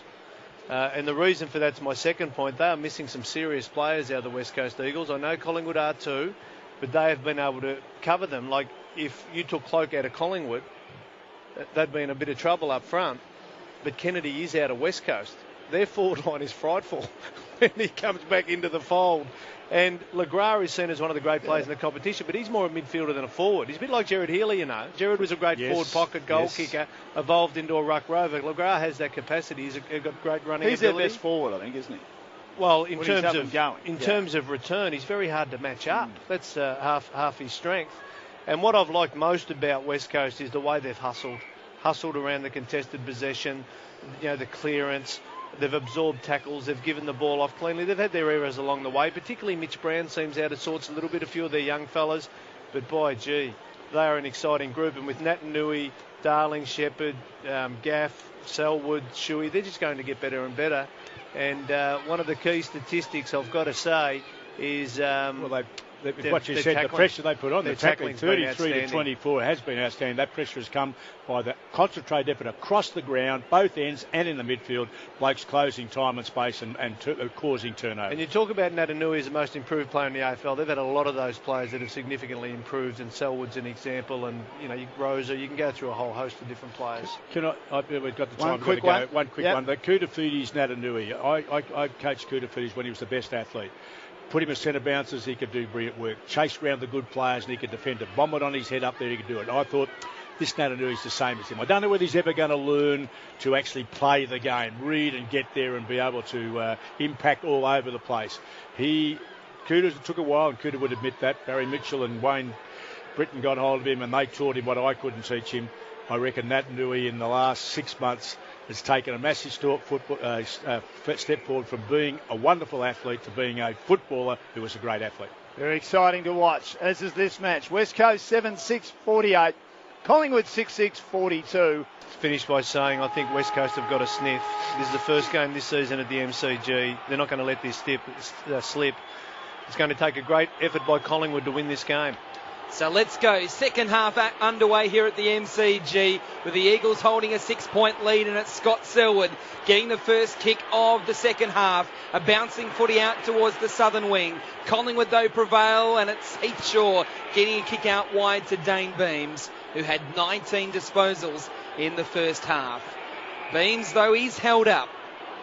He has to kick long to a contest.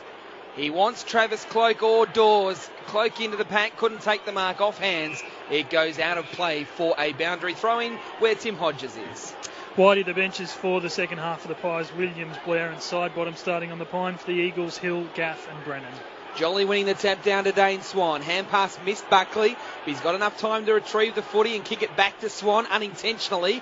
Swan kicks long towards centre half forward. It's all West Coast. And a mark's been taken by Beau Waters for the West Coast Eagles. And he kicks to Marston in the middle of the ground. He spreads well, Marston. Lovely kick. Getting better and better, Chris Marston was a high draft pick. Has taken a fair while to establish himself. He also threads it wide to Gaff on the MCC members side, in short to Shuey. Some talent there. He'll kick towards half forward now for West Coast at the punt road end. Making a good contest, Darling. At ground level, it's rowed though by Brown of Collingwood. To Beams, almost mown down. Defensive give by hand to O'Brien. Kicks over the 10-metre defensive goal square and finds Jolly. Jolly will push it wide towards the outer side, and Swan marks in the back pocket. He'll chip in short to Thomas in the long sleeve, still at half back around the Great Southern stand side. Pies defending at the punt road end, still trailing by a goal. Opening couple of minutes third term. He's in short now to Reid. Reid will handball back to Swan, who knocks up getting it. Averaging 33 possessions a game this year, cornered by Hams. Good enough to give the hand pass out to Jolly, and now his foot pass is okay to Shaw, who takes the mark at left half back. So Heath Shaw out near the boundary, shapes the kick into the corridor, then decides to change his mind. He looked towards Fasolo, over his head. Cloak grabs on the bounce. McKenzie grabs him. The hand pass squeezes out to Fasolo. Defensive hand pass to O'Brien, who gets away from Rosa. Hand passes to a standing still Heath Shaw, who spirals the ball towards half forward. Dawes in front, can't get a handle on the footy on the bounce, then picks up at ground level. Good tackle from Glass. Somehow fashioned to kick out to Sidebottom. Weaves the hand pass to Wellingham close to the boundary, into the pocket. Oh, Goldsack couldn't take the mark.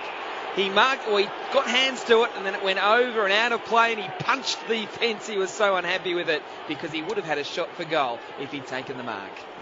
Another one of the more improved players in the competition this year for mine, Tyson Goldsack. Boundary throw in.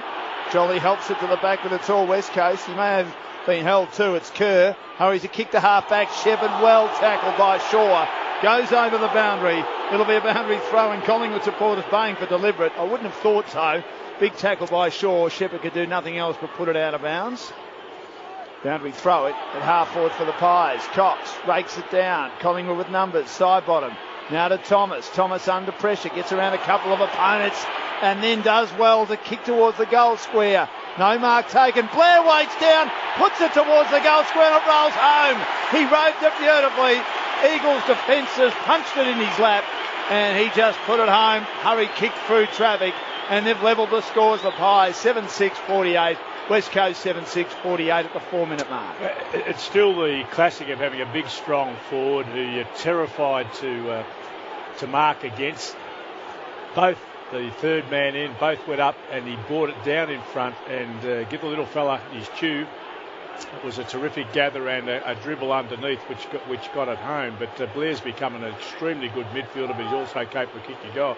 What's intrigued me is Beams has dominated. They've still got Selwood on him. Selwood has had very few of the ball, unlike last week where he stopped Judd and had a massive lot of the ball. He's not doing either. Beams is getting a lot and he's not getting himself. Beams and Swan both with 22 disposals. Cox wins the ruck contest straight into the centre circles as Kerr jumps on the football. Beams grabs him, tackles him to the ground, will have a secondary bounce. Collingwood with the first goal of the second half to lock the scores up at 48 apiece. The secondary bounce. Won again by Cox.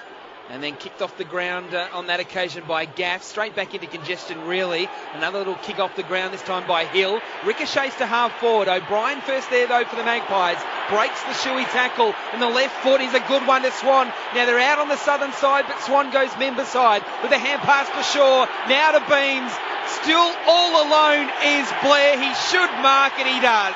He was there for about 30 seconds. Swan could have gone to him if he spotted him. It didn't matter in the end when he went member side with a hand pass because Blair's marked it anyway. How did he get out there on his own, Parko? Well, it's either a massive work rate or he cheated.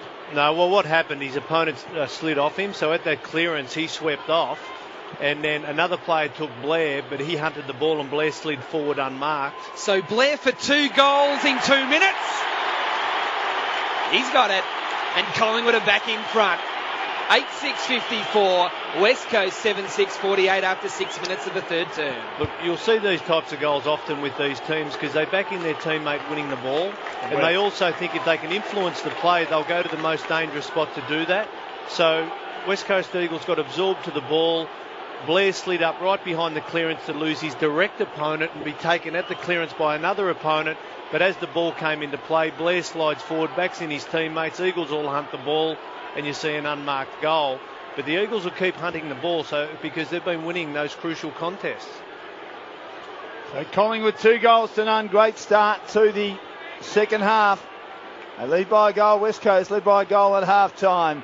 Jolly and Cox nullify each other. It spills out West Coast way, but Maxwell attacks it hard. Collingwood with momentum at the moment. Swan unsure who to give it to, eventually gave it to side bottom by hand, and then to Buckley, a high left footer. His disposal's disappointing, Simon Buckley, and it is going to be out of bounds on the full, just landing over the line. Thought it might have pitched right on the chalk, but just cleared it. McKennedy with the football. Right half back. Great Southern stand side. Hoists it towards half forward. Oh, big mark taken. Swan, he's having a blinder again. Super mark. Contested mark. He kicks towards Wellingham, whose opponent overcommitted. He marked as well. Around the Great Southern stand side. Kicks far too close to the boundary. Did Dawes mark that? No, he didn't. Out of bounds on the full. It'll be a turnover. West Coast ball.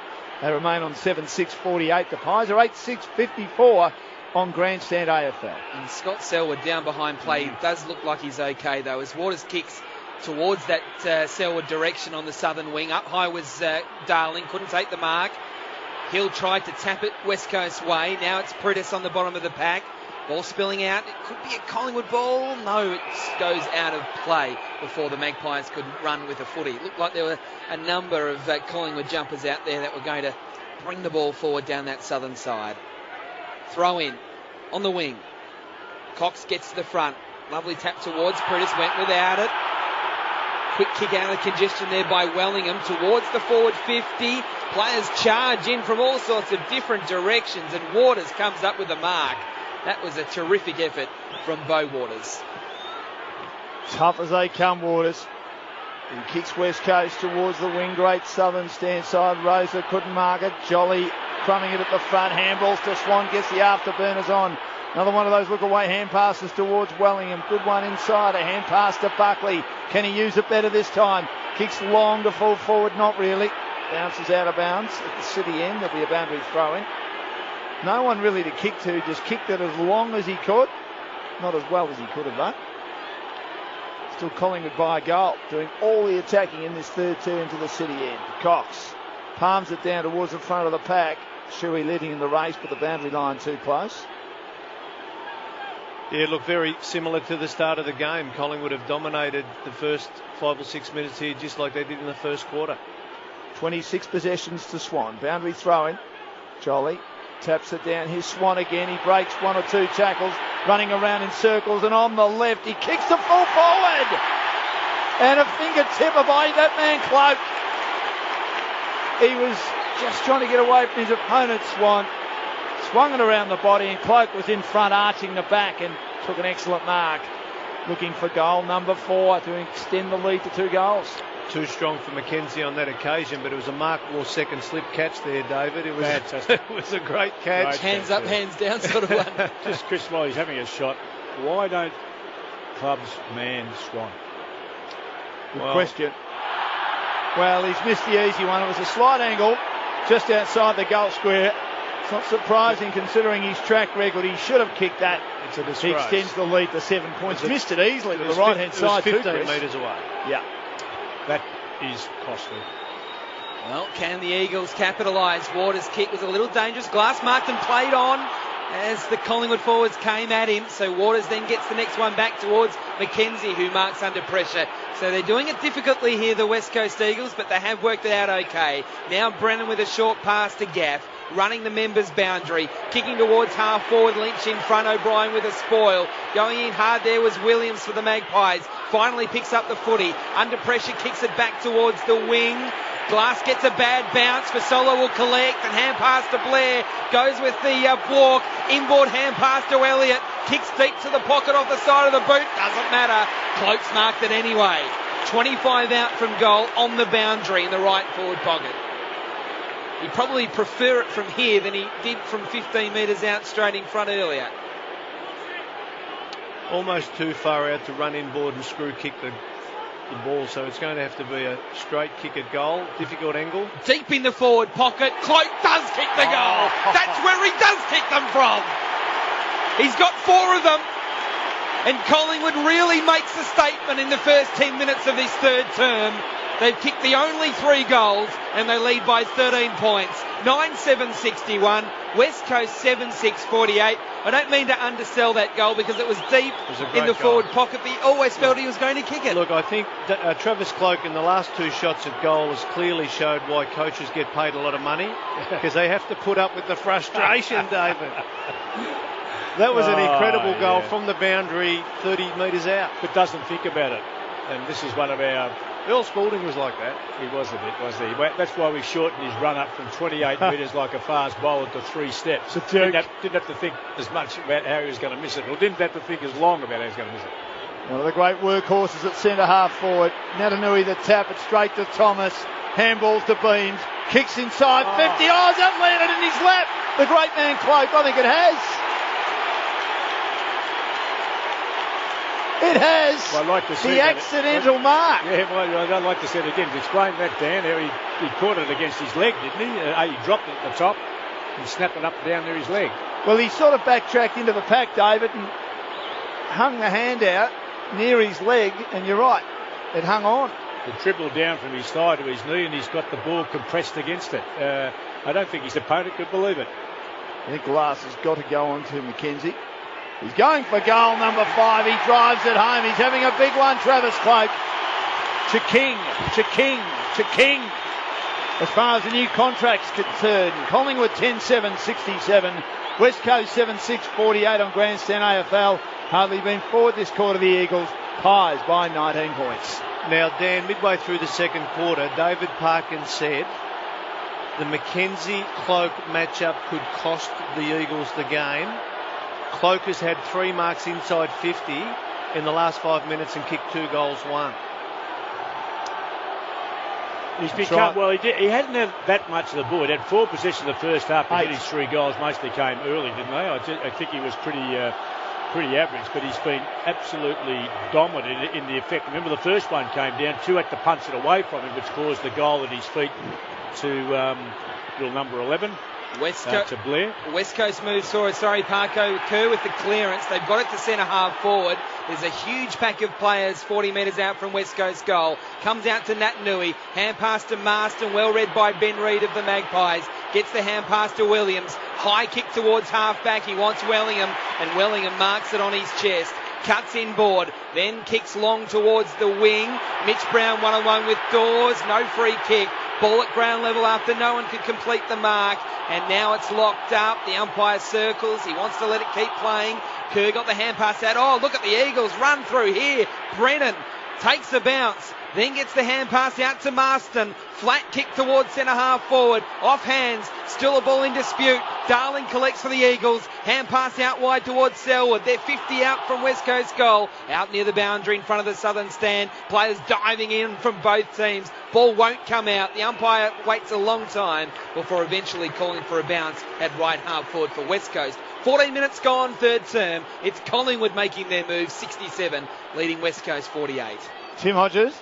Dan, Mitch Brown came off the Eagles with blood streaming from his nose, took a heavy collision back there on the outer wing. Jolly to Palm. Eagles have it close to the boundary. Gaff squeezes a little kick looking for Shuey. Good contest though by the Magpies. Williams involved there. It comes out of defensive 50 and Swan on the up with a hand pass to side bottom. Bumbles a kick towards the wing. Goldsack a great inside ball to side bottom. Beams is running now on the wing. He gets held up. Has to get a hurried boot to ball. Waters will chop it up, but he's far too slow. He's tackled at centre half back. He who hesitates is lost. Collingwood fanatical here, and a free kick to the hard tackling defensive forward Tyson Goldsack for the Pies at left half forward. It's a good call, Dan, before the game that he's a much improved player, Goldsack. What was he doing, Waters? He just stopped. He did stop. Got a high. No awareness. I reckon it was half and half. You're right. He did have time to get rid of it. He was not correctly tackled. Goldsack with the free kick. 53 metres out. Kicks close to the man on the mark. Drops a bit short near the goal square. Off hands. And it goes through for a behind. West Coast still without a score in this quarter. Collingwood by 20 points. 10-8, 68, 2-7, 6-48. Saw something I haven't seen in footy for a long, long time, if ever. Dawes hit Brown accidentally and opened him up. He was really concerned about it. He went down to the ground, he hovered over him, turned him around, asked his name. The ball was still going on. The play was going on right in the vicinity. Dawes spent half a minute, three-quarters minute making sure he was okay and called the trainer. I haven't seen that from an opponent ever. Well, he shouldn't have done it, but the other thing is he probably knows him through his brother. Exactly, doing the right thing. Hodgie, we've got another blood rule as Brown comes on, but the goal umpires actually alerted the field umpire to the situation with Mackenzie. Yeah, Mackenzie offered blood from the top of his head, and it's worth noting Mitch Brown back in the side. He can't take a trick. That bloke, badly broken nose. He's been patched up and he's back on the ground, but he was in a hell of a lot of pain when he was with the medicos before. Okay, so the quick kick in to Waters. Next kick towards Darling on a searching lead. O'Brien with a spoil. Front and centre was Buckley. High kick back inside the 50. Dawes there and maybe Cloak. Oh, but beaten by both of them was Waters. He's taken the mark, fell out of his grasp once he hit the ground. Thomas was running into an open goal, but Waters, a very, very strong mark. He kicks back towards half-back. Again wants Darling. Darling in the pack nearly took it. Couldn't quite though. O'Brien does the fend off. Gets the hand pass to Buckley. He's in trouble. Good tackle from Hill. Rosa collects under pressure. Hand passes to Shuey. Down the boundary. Out on the full. In front of the interchange gates. Free kick to be taken by the Collingwood captain Nick Maxwell. Stabs it inside now to Marty Clark. The Irishman at half-back. Scott Selwood has had a quiet one. Puts pressure on him. Kick no good. Beams had some work to do. Couldn't take the mark. Comes out to Marston of West Coast. Screws it around the body. High kick inside 50. Nathan Brown opposed to Shepherd. Brown did well. Wins the ball. Nice give to Jolly. Defensive hand pass Maxwell. Collingwood's defence holding firm. Not giving the Eagles an inch. He switches now to Buckley. Front of the Olympic stand. Runs out of defensive 50. Draws the man. Feeds over the top to the running Shaw. Shaw delivers to Blair. Couldn't take the mark. When the ball hit the ground, he recovers best. Handballed a bit too severely for O'Brien. Arches the back, takes them on, finds a way through. Nice give outside to Blair. Stabs a kick towards half forward. No one can mark. Good contest, Wellingham. Great hand side bottom. Down in the direction of Elliott. Round the body. Kicks to full forward. Will it sit up for Goldsack? Goldsack will swing around on the right. Have a shot. And has he kicked it? No, he's missed it to the right-hand side. Well, he should have centred that ball, David. There was an option there. Yep, there was. Marty Clark running down. And his mate let him know too. Which is good. That's the Collingwood bit. Don't do as you're told in the team. I'll let you know publicly. 21 points to lead to Collingwood. Big third term. Kick back into play is okay, and it's been marked by Mitch Brown at defensive 50 in the corridor. He flares it really wide, and the mark has been taken by Hams. Out on the southern side. Inboard kick to Shuey. Wants to play on. He does. Hand passing it to Kerr. They've moved this quickly, the Eagles. Next in the line is Lynch. Couldn't take the mark. Spoil was good there from Nathan Brown. And it's gone out of bounds as Shepherd was tackled well by Maxwell. Out of play, right half forward for the Eagles' southern side. Adam, their intensity, that is Collingwood's intensity, has gone up 10 or 15% this quarter. Cox against Jolly. Cox again wins it down. Shark by Marston, hand pass to Shuey. His hand pass was knocked down. Comes to Blair, breaks the Kerr tackle, gets the hand pass through the corridor. Collingwood working through the middle. Clark kicks it off the ground. Goes again, Marty Clark against McGinnity. Slides on the footy, wins it, then hand passes it straight to Brennan of the Eagles, who hand passes to Waters. Straight to O'Brien. Collingwood could get a goal here because they've got numbers here on the right half forward flank. Collected by side bottom. Kicks to Cloak, who marks in the pocket. They're all over them. Oh, it's terrific football to watch though. The ball changed hands, 4 times in front of us here. Chris went from one team to the other under extreme duress of tackle and space. Fabulous to see it. Only the best players can survive and do something constructive with the ball in those circumstances. Travis Cloak has kicked 5 goals, 2 in this term. His nostrils are flared. He's loving life. He's loving footy at the moment. This is a long kick from the 50. It's close. It goes across the face. In fact, falls just a little bit short. Game on here. Thomas there trying to farm it out. Brennan smashes it over for a boundary throw in, just as it looked like Collingwood was going to get a late chance for a goal. Thrown in. Deep in Collingwood's attacking zone. 4 goals to none for Collingwood. Trail by a goal at half-time, leading by 21. Into time on third quarter. Eagles haven't looked like scoring. Shepherd run down. Falls to Elliott. Hand pass missed the target for the Pies. He goes after it again. But the boundary line's in the road. 25 metres out from the goal there defending West Coast. They'll get a free kick. Now consider what you just said, Dan, that they haven't scored at all. They have not scored at all this quarter. And if anything robs your confidence, it's your inability to put something on the scoreboard. Kerr with the free kick. Kicks it towards the wing. Cox up, can't mark it. Darling, the crumb at the front, tackled, lost control of it. Pies with numbers. Comes out to Beams, kicks around the corner. No mark taken. Buckley does well. Handballs to Fazolo. Bounces it towards the square. Beats them all home. Another one for the Pies. Couple to Alex Fazolo, the West Australian. Collingwood right on top here at the MCG on Grandstand AFL. 11-9-75, West Coast 7-6-48. So we leave the end of the second quarter with, we thought, West Coast, you said, having a sniff, and I think reasonably in control, but with the dynamic that was working as we finished at half-time. I thought West Coast had out-hustled them in the first half, had been tougher. The stats back that up. You'd made the point Collingwood had been more fluent in their ball movement. That was right. That's why the scores were pretty much even. But you were spot on about 5 minutes ago when you said Collingwood has upped the ante by about 10 to 15%, and West Coast haven't been able to absorb that pressure. This quarter, Collingwood has kicked 5 goals, 3 to the Eagles, nothing. Marston with the clearance for the Eagles, kicking a wide ball towards half forward. O'Brien first there for Collingwood. Tackled, but got the hand pass away to Buckley, who runs away. Kick a little dice into the corridor. Going back with a flight was Reid. He had support from Swan. Tooby was also there going back with a flight. He goes again, Tooby. He's beaten by Natanui. Hand pass to Shuey. Now to Marston to the punt road end. It's a goal he simply must kick. And he does kick it. West Coast's first goal of the second half to Chris Marston. They're 8-6-50 for the Eagles. Collingwood 11-9-75. The margin cut to 21 points at the 23-minute mark of the third term. Well, you said it, Chris. They're done and buried and gone if they don't score this quarter. I reckon the mental aspect of that would have got to most teams with the rush on that Collingwood have had. Did score that, and it was a great goal. You called Adam at the finish under that pressure. It was a must goal, and he coolly put it through. He has gone to a new level, that boy. I debated for 2 years whether he'd ever become a permanent player, let alone an A-grader. He is a genuine A-grade midfielder. In his 5th year, and it does take 5 years, David. Yep, you're right. He's a top 5 draft pick. Prittis wins it out of the middle for West Coast. A handball to Kerr. Defensive give to Hearn. His pass is excellent towards Darling.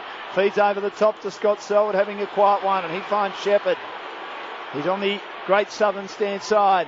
Beans West Coast inside 50. O'Brien easily outmarks Hill, who was just ball watching then. No intent on trying to put any pressure on Harry O. And Harry O will easily run Collingwood out of defence towards the outer side. Thomas! He went up last week. At the back, it falls to Hearn. A hand pass to Selwood. A hand pass to Kerr. Kerr caresses inside 50. Cox may have been brought to ground by Maxwell. Did he get a spoil on it? The umpire said yes, putting his body on the line. Waters, but coming off second best as Collingwood win through Beams. Now to Jolly. Feeds at 25 defensive metre hand pass to Short, who kick slides to Fazolo, marks inside the boundary at half-back. And Fazolo will go all the way back to full-back. And the mark's been taken by Ben Reid in the punt road goal square. Hand pass to O'Brien going back with the flight. Dropped it. Now under pressure. Hand pass to Reid is okay. And now they work it out of trouble.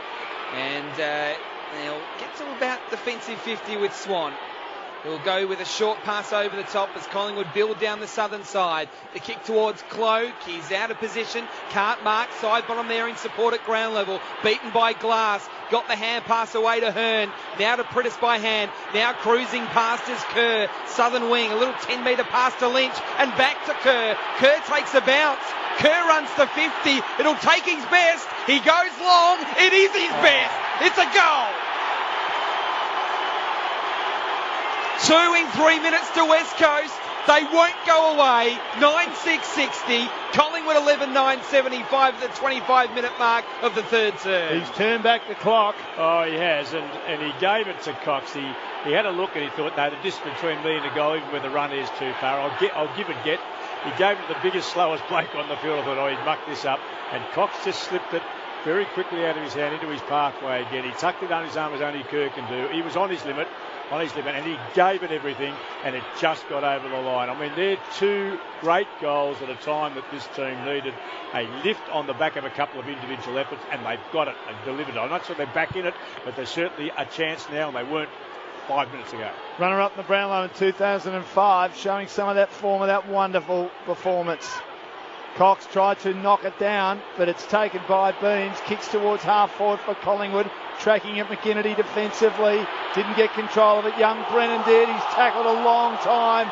Got it out to Waters. Could have nearly been incorrect disposal. Arriving side bottom. Some fancy footwork.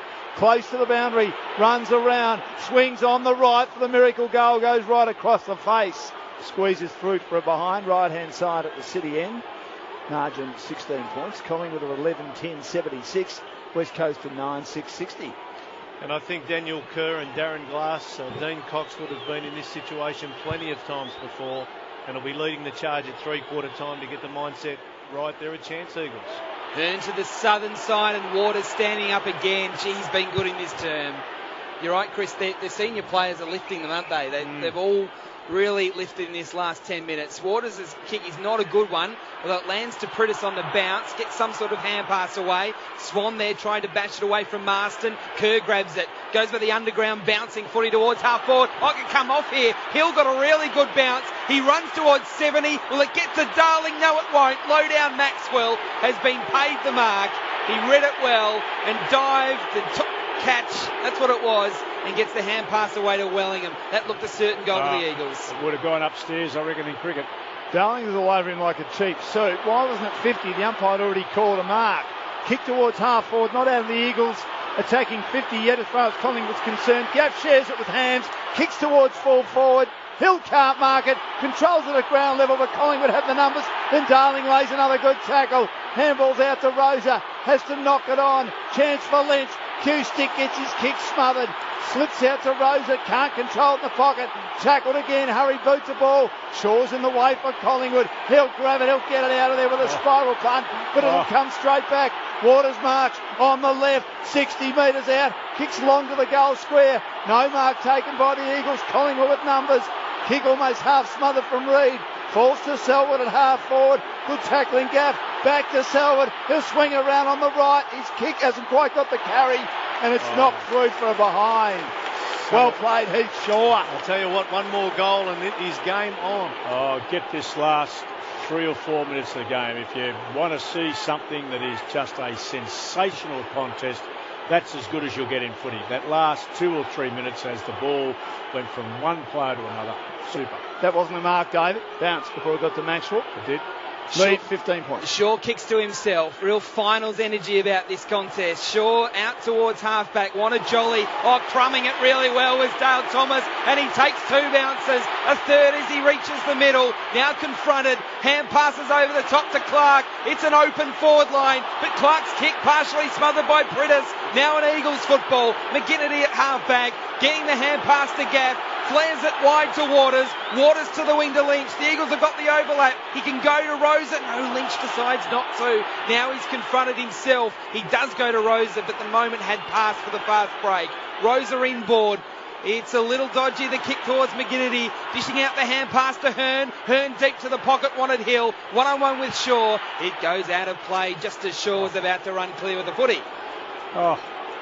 In that situation, Collingwood has been a little bit better at picking the 3-man out. Last few seconds of the third term. Cox rakes it down. Straight to Beans though. His kick though no good. In the way. Waters, how good has he been? Quick hand pass. Last chance. Hearn's the right man. 55 out. His kick on the siren is a shocker, a floater, a helicopter. Out of bounds on the full from the Great Southern stand side at half forward. 15 points the lead. Collingwood trailed by a goal at half time. Kicked 5 goals to none and had complete control of this match where West Coast couldn't score for the first 20 minutes of the third term. They did though kick the last 2. And it's the Pies 11-10-76. The Eagles 9-7-61 for Collingwood. It's the one-man show. Travis Cloke, he's booted 5. 2 to Blair. 2 to Beams. And 1 to Alex Fazolo. While for the West Coast Eagles, their goal kickers this afternoon, and they've shared them around a bit. Lynch has a couple, as does Hams. One each. Hill has been pretty quiet. Darling, Marston, Shepherd, and Daniel Kerr. That wonderful run around the outer side, one of the highlights of the day. David, should have Maxwell owned up to it being play on? That's what they do in cricket, don't they? When it was a half volley, he took. No, if you're a great gloveman who played for Australia, you walk.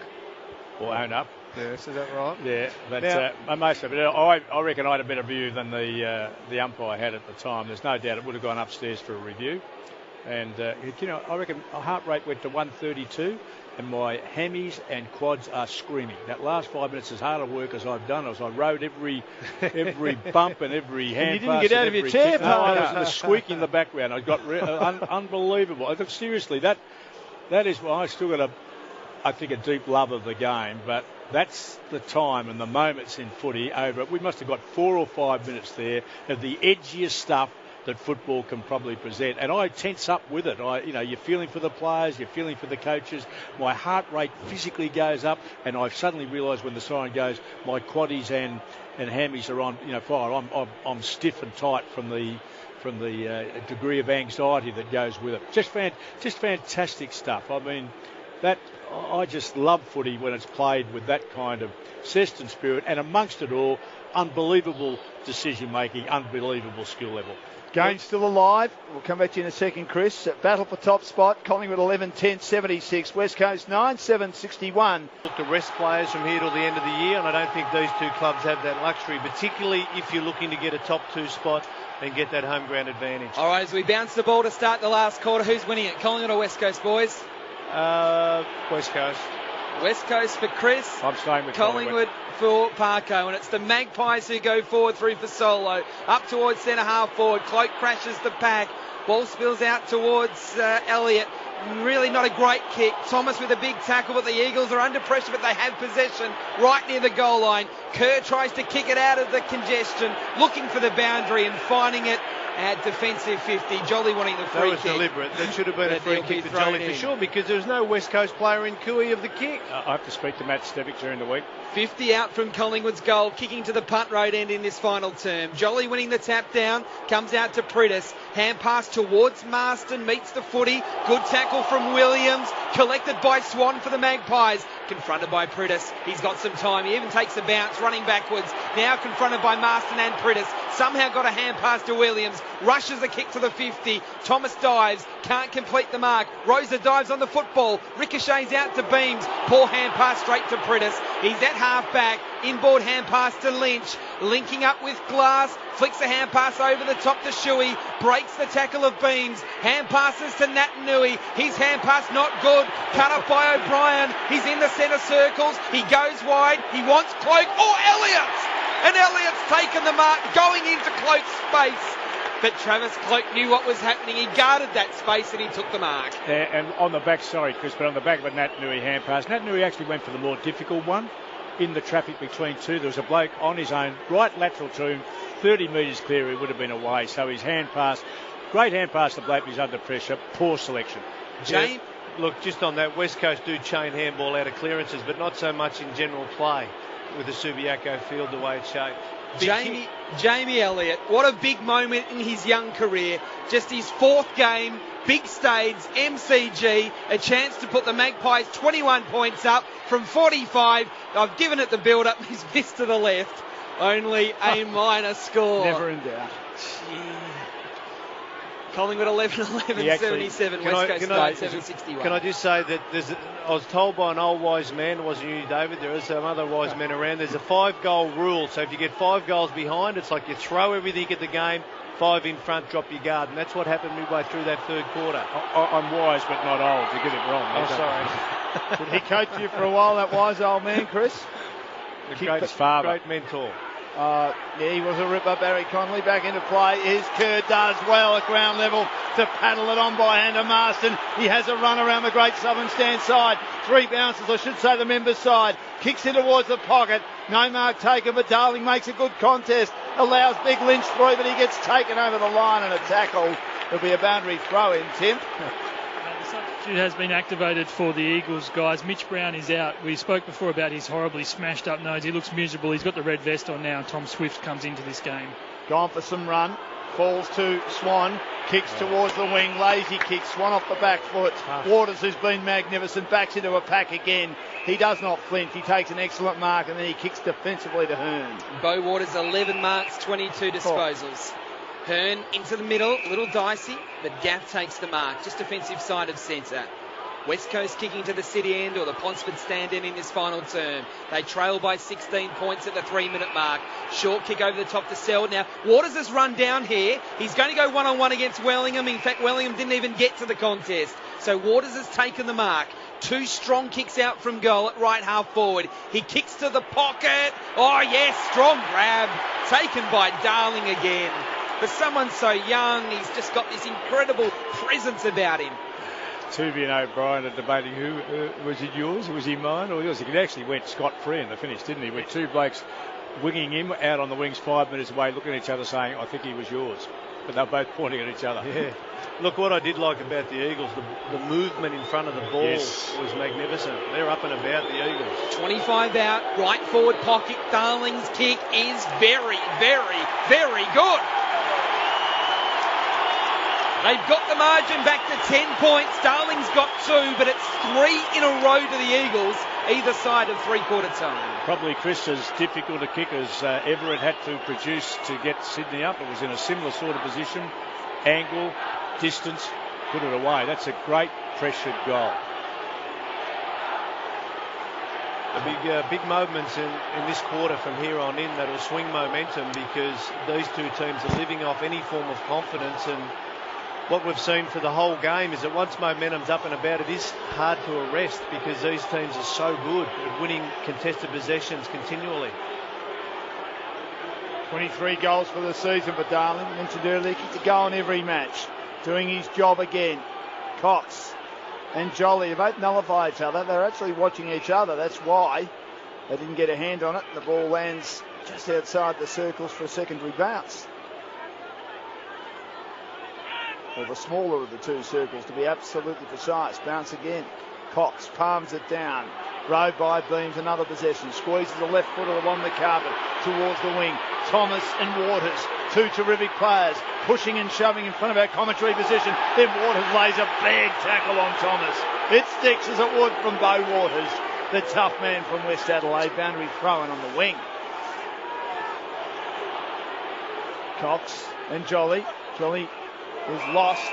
Down to Swift, a hand pass to Pritis. West Coast player got offloaded. Daniel Kerr got some treatment by Thomas off the play. He'll take the free kick on the MCC members' wing.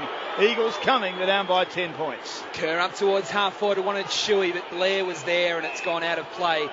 No marks taken by Shuey. Kerr up to 23 disposals and 8 clearances. He's got 5 more clearances than any other West Coast player.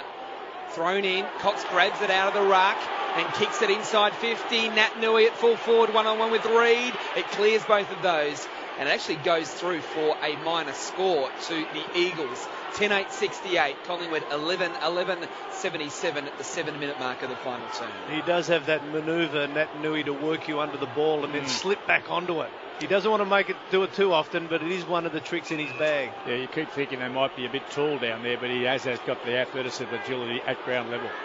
7 possessions for Cox. Buckley receives in the back pocket.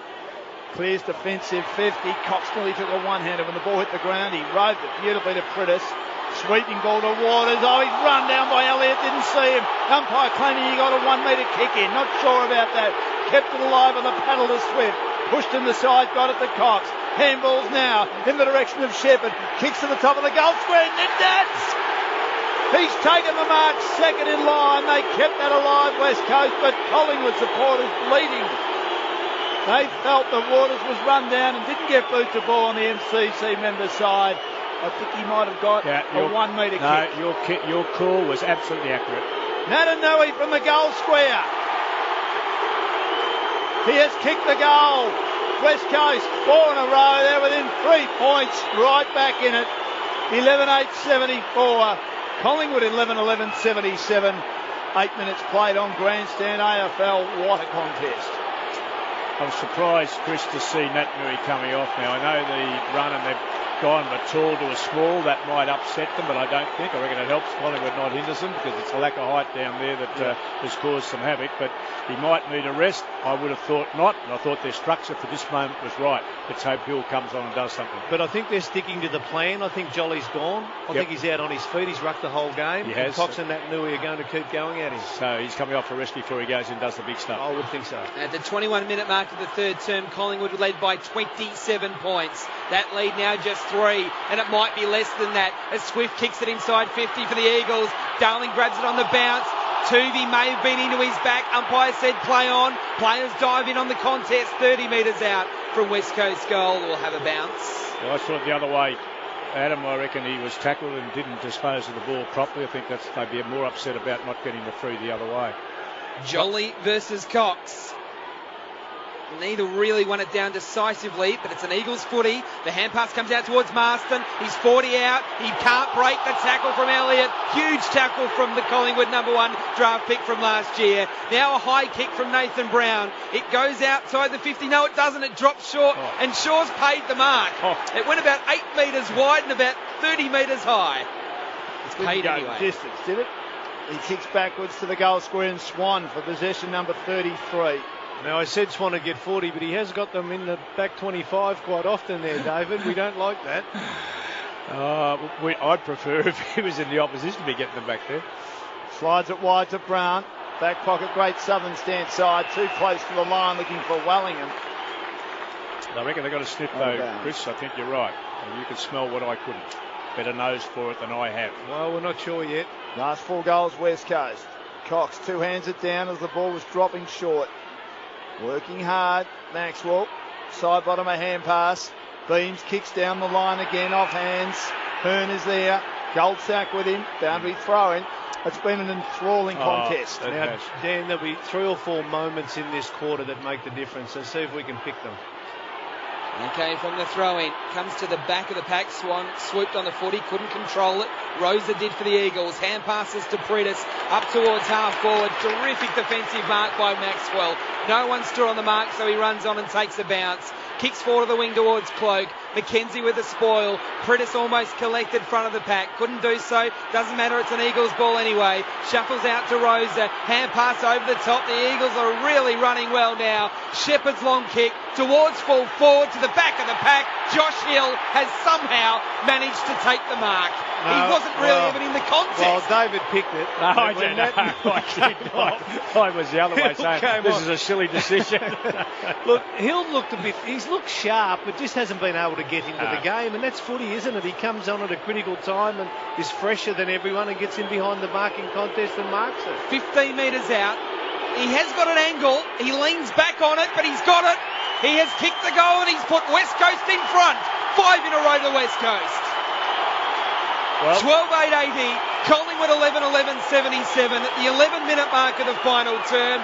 Collingwood kicked 5 in a row to start the second half, and West Coast have now kicked 5 in a row themselves. Well, Chris made the call. It'll be 5, or was it 4? Four moments in this quarter that would decide the issue. Yeah, 3 or 4. 4, right. Well, let's go for 4. Number 1, Miller's goal. Look, he just covered so much ground to get near the contest, and the 2 Collingwood defenders forced the Eagle, I think it was Darling, under the ball, and he took a chest mark. Yep. It's been a good pickup for West Coast. Tim Hodges. Yeah, Darren Jolly came off probably for the last time for a final break before running through the last quarter, and Nick Natanui on for the Eagles straight to the goal square, guys. Dawes missed that one. He was up well before acceptances. Buckley and Swan work well together, and it slips to Buckley. He kicks to the outer side looking for Wellingham. Didn't get a great bounce. Tried to knock it on. Gaff arrives. Held up in a tackle. Handball through traffic. Good effort by Clark. But it's won by Pritis now for West Coast. He's off to the races. Inside give to Kerr. Farms it wide cleverly now to Swift.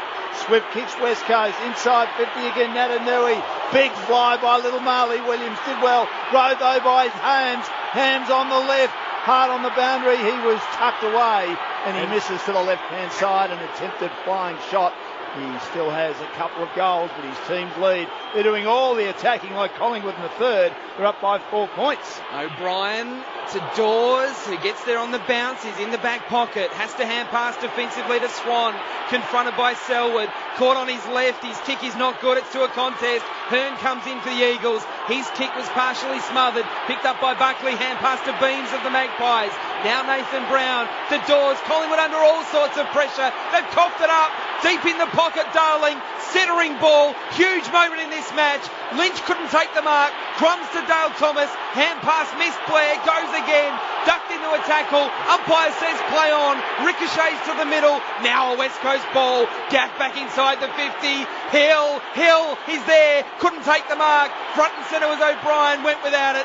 Nathan Brown's hand pass indiscriminate. Lynch to the top of the square. Natanui dives. Can't take the mark. It's in the goal square for the Eagles. It's a Collingwood football to Swan. Hand passes to Shaw. And Shaw just bashes it as far as he can. And it's been marked by Thomas at half-back.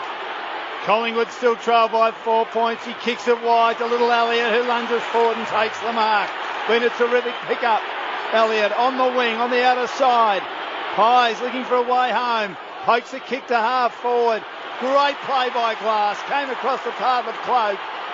Wonderful mark by the star fullback.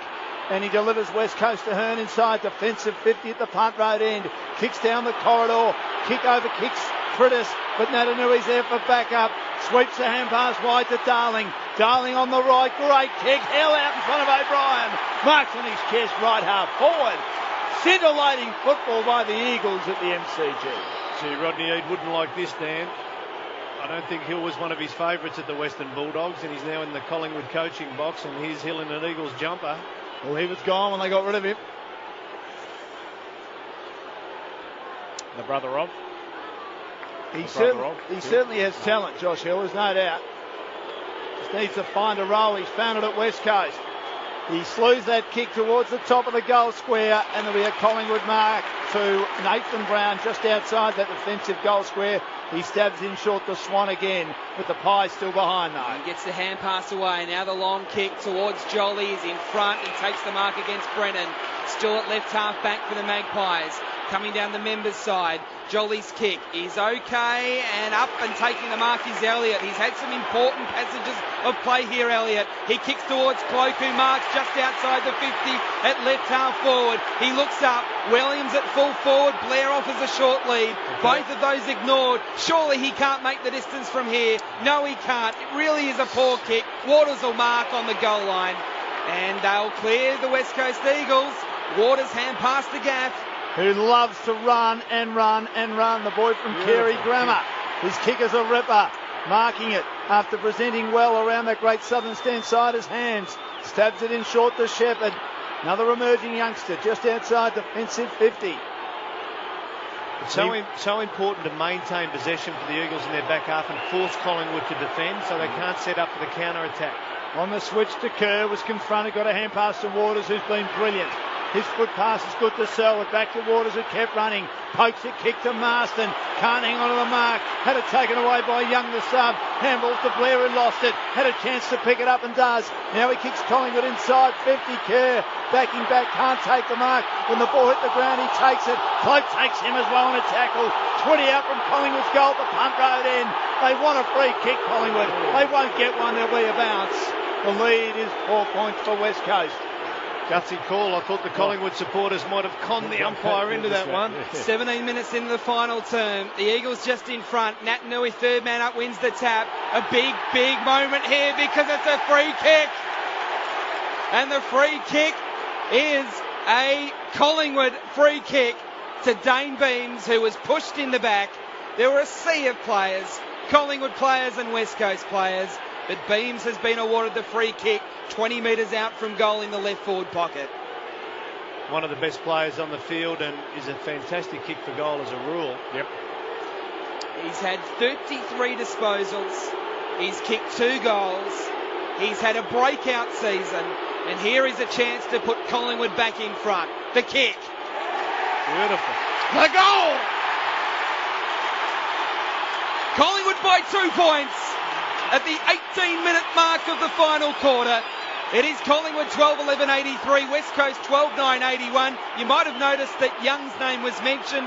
Hodgie, Collingwood has activated the sub. Yeah, they have, Whitey. Sensational call. Haven't been able to break in, guys. Marty Clark is the Magpie off with the red vest. He's had his ribs looked at. He's in a considerable amount of pain on the back seat of the bench. So he is the Magpie in the red vest out of this match. Tom Young in. It's a finals atmosphere, guys, a finals intensity and a finals crowd. 63,000 people here at the MCG. A sensational Saturday twilight crowd. It's going to be a great finish. Good calling, boys. Thanks, Tim. It has been West Coast quarter. Bounce in the middle. Cox the tap. Swift has been okay since coming on. Got tackled. Had to handball defensively.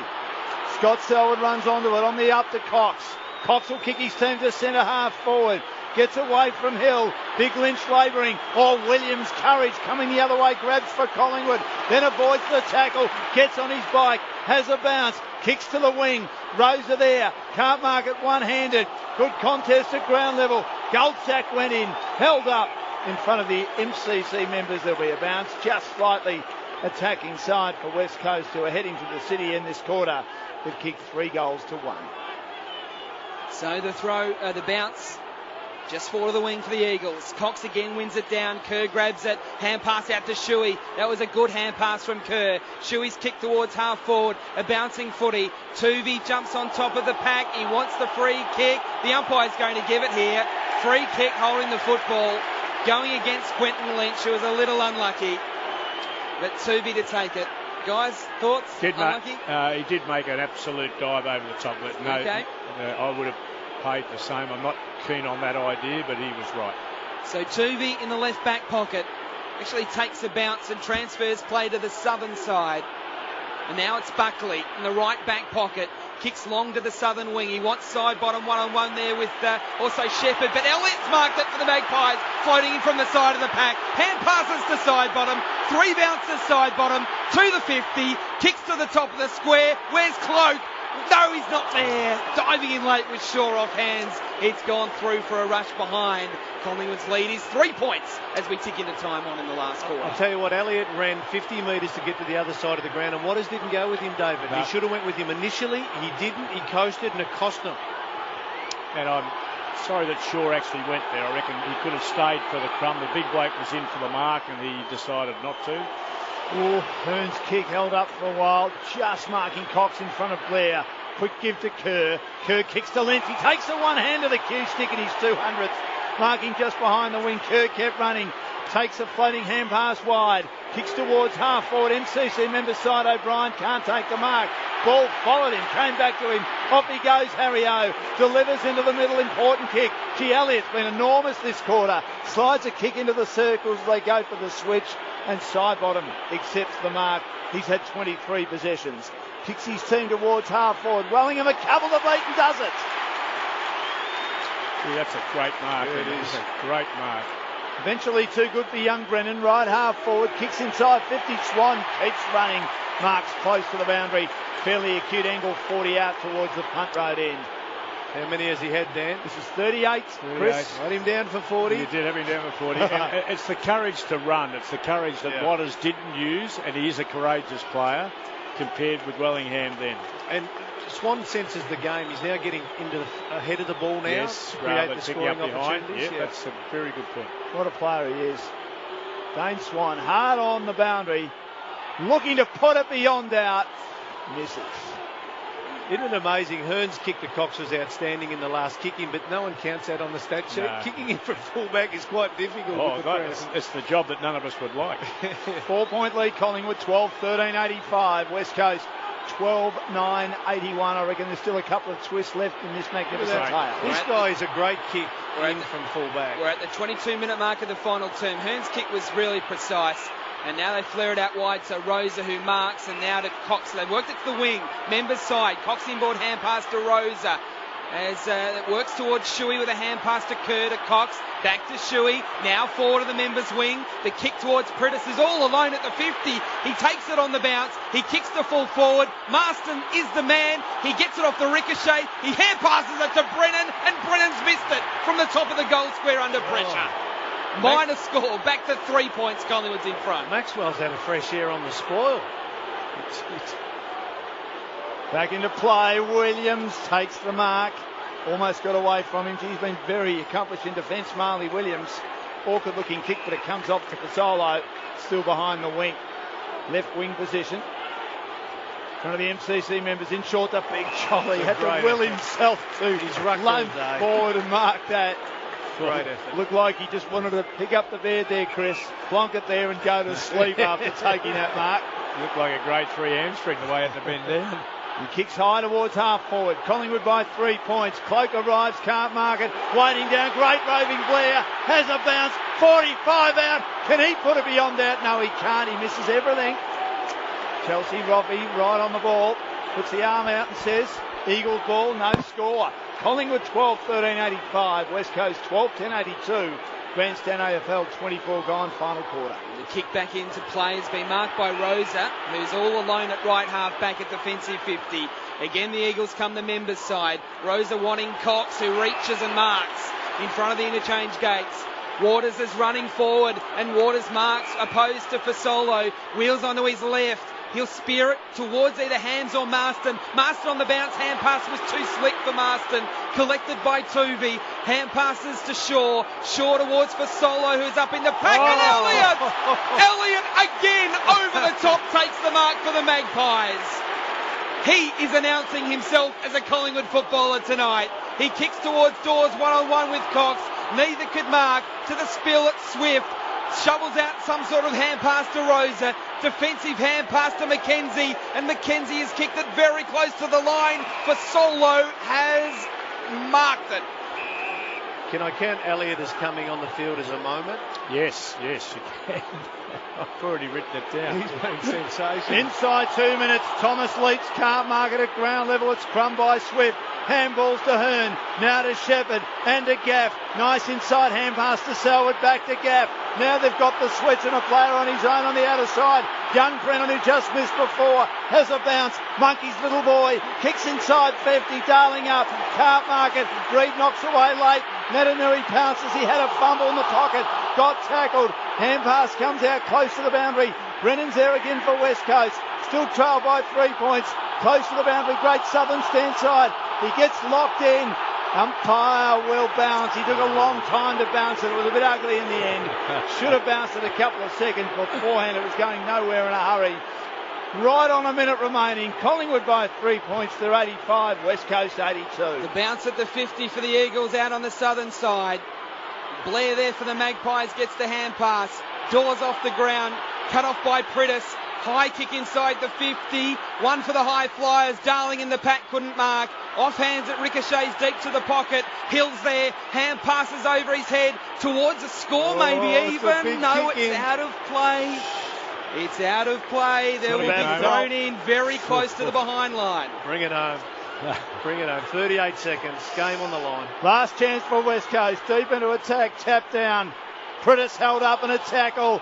They might get one more stoppage. They will. There's a bounce. 5 metres outside their goal square at the City and the Eagles. And the fifth moment's Natanui right now. This could be his moment, but he's not in the contest. Cox is. He taps it down. He's there. Natanui got a hand on it. Hands is held up. Young's holding on to him. Tooby as well. Another bounce. Someone from the Eagles has got to go third man in and hit the ball away from goal, David. That's what I thought Natanui would do. Collingwood by 3 points. Inside 30 seconds remaining. 20 metres out from the Eagles' goal at the City end. Tapped down by Dawes. Prittis arrives. Shins it the wrong way. Horton ball for side bottom. Hooks it on the left. Clears defensive 50. Thomas is there. Bounces it in front of Glass. Glass comes the other way. One last chance. Hearn is there. Can't take it. Now Thomas has got it. Collingwood are away. And Thomas goes out very wide, wanting Wellingham. McKenzie coming in the other direction. It was like a car accident. Siren! Siren! Collingwood's done it. They've held on in a 2012 absolute classic. The Magpies by 3 points at the MCG.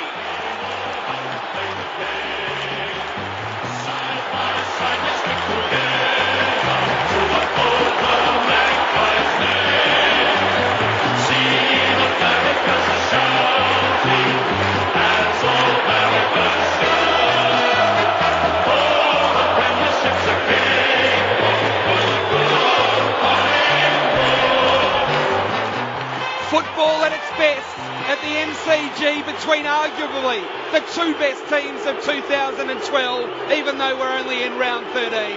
Collingwood 12-13-85, West Coast 12-10-82. The goal kickers for Collingwood, Travis Cloak kicked 5, Dane Beams 3, and 2 each to Fasolo and to Blair. For West Coast, they were gallant, they came back twice, but in the end falling just short. Darling kicked 2, Lynch kicked 2, singles to Kerr, Shepherd, Marston, Hill, and also 2 to Ashton Hams. As it stands, Collingwood on top of the ladder.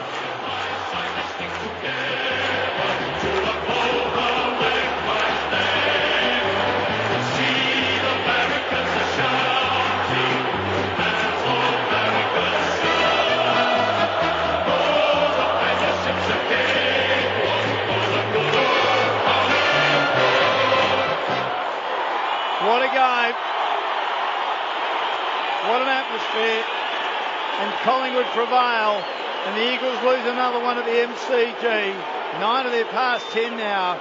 But they've lost no friends with their wonderful effort. They were gone on several occasions. After Collingwood kicked the first 3, you thought this would be one-way traffic. Then the Eagles dominated. They led at half-time. Collingwood's lead was out to 27 points in the third quarter. Eagles cut it back to 15 by three-quarter time and then actually hit the front.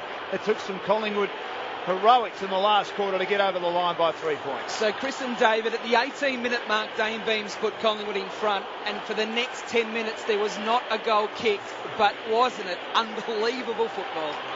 Yeah, it certainly was. Two well-drilled teams, well-coached, giving off the first option, maintaining possession, pressure all around, turnovers here, there, but then good defence behind the ball. The exciting thing about tonight was that both teams got to play on their merits. Yes. So, we saw Swan get 40 possessions. He was always going to get 40 possessions, but West Coast were confident enough that their playmakers could do enough their way. It's just one of those great games, momentum swings. I think from a West Coast point of view, you'd look at the first 5 minutes of the third and first quarters, and when we had the longest breaks, we just didn't get up and about when it counted. But the positive for West Coast, they either swing momentum back their way. The positive for Collingwood was just the resilience linked into their structures, and to find another young player like Elliott to come on and influence the game like he did, it's just all very positive. Quinton Lynch has just been carried off the ground in his 200th game for the Eagles. So they cut a dejected figure as they leave, but as Dan said, they wouldn't have lost any admirers. In fact, they probably would have gained admirers from their ability to come back twice after being jumped, and then in that third quarter, Collingwood Parko kicking 5 goals in a row. Looked close to breaking point. 27 points the lead was at Collingwood's, but they just lifted. Well, you're right. The psychology of it all, I mean, it reinforces what Collingwood's doing, and they, I think, have understood that about themselves for some time now. They've been, over the last 7 or 8 weeks, probably the most consistent team in terms of performance all round. West Coast have been pretty good most of the way too. Come here to Melbourne, where they've got an abysmal record. Sadly, that'll count as another loss here, which I guess in the big picture stuff's not good. But you'd walk away if you're John Worsfold saying that, give it an even break. What, they go down by 3 points. They were 3 scoring shots at least. They've come here and in the contested possession gone down by 7, which is marginal. In the disposal efficiency, they were up by 2% on Collingwood. So in our stats, they've used the ball as well when they had the opportunity. And in the tackles, probably down by 1, 59 to 58. So they've matched them basically in all the essential elements of the game. And you're right. I've started, you called the shots about 4. So, number 1 was Elliott coming on. That was a significant moment in terms of a player in his overall quarter of contribution was, I think, significant. At the 6-minute mark, at 12 minutes to go, Hill goal, which was a terrific goal to give them a chance. I think they put them level or in front at that time. And then 6 minutes later, Beam's goal put them back. And as you've said, no other major score from that point on. So it's been an absolute slug, and give it an ounce of luck and a bounce or whatever, or a free kick either way, the game could have gone a different direction. Then Brennan missed one, 3:30 to go. Brennan got one in front. He was running sharp at it, under pressure from behind a bit from the side. We had a clear look at the goal. He missed, which I thought would have been a certainty. That's it. Let's get down to the Collingwood rooms. This will be a rousing rendition, Tim Hodges. Boys, we're going to have a chat with Darren Jolly after this song. Here we go.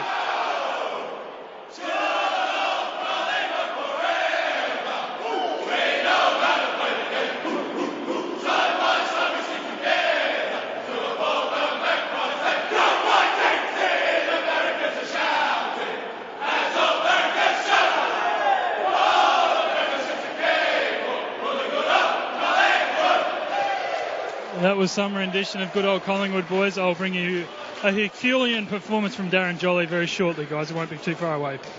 No problems. Look, hopefully Tim lets him sit down and do the interview. That was an unbelievable performance by Darren Jolly. It certainly was. I'll just make one point, that the odds are the premiership team will come from the top 2. The birds are all on top of the ladder. So the 4 birds, and they've all got different nests. Now, what I'm saying is they've all got different home grounds. Yes, very good So point. the home ground advantage is going to be more significant than most years. You've got to get into the first 2 to maximise your chance of winning a premiership. And it may have been the home ground advantage that was the difference tonight, David. Well, and the crowd factor. Yeah, absolutely. And had we reversed the game, and this game with the same players have been played in the West, the ground in the shape compared with this ground, the support base, which is so good, I think does have an uplifting effect. We've been a part of as players and coaches, and we know that. We've mentioned it many times. Lots of heroes in this match. Darren Jolly was right up there, and he's with Tim Hodges. A Herculean performance by this man, taking on Naitanui and Cox, holding your own, getting over the line in a thriller. What a game of football. Yeah, it was. The West Coast are a great side, and they played really well today, and they certainly made us earn it. And funny to say that, I thought we were bloody down by 3 points at the end there, but I had to have a look at the scoreboard, and luckily we got up. How much petrol did you have in your tank afterwards? And I will ask you, that diving mark, you came off, I was right behind you. Did you do something to your groin in that diving mark? Yeah, my adductor just cramped up right at the end there. I had no idea how long it was to go, so I thought I'd just pop up, give it a rub and go back on, but I didn't know there was a minute and a half to go. I probably shouldn't have come off. So you were giving the interchange steward grief to get back on thinking you were down?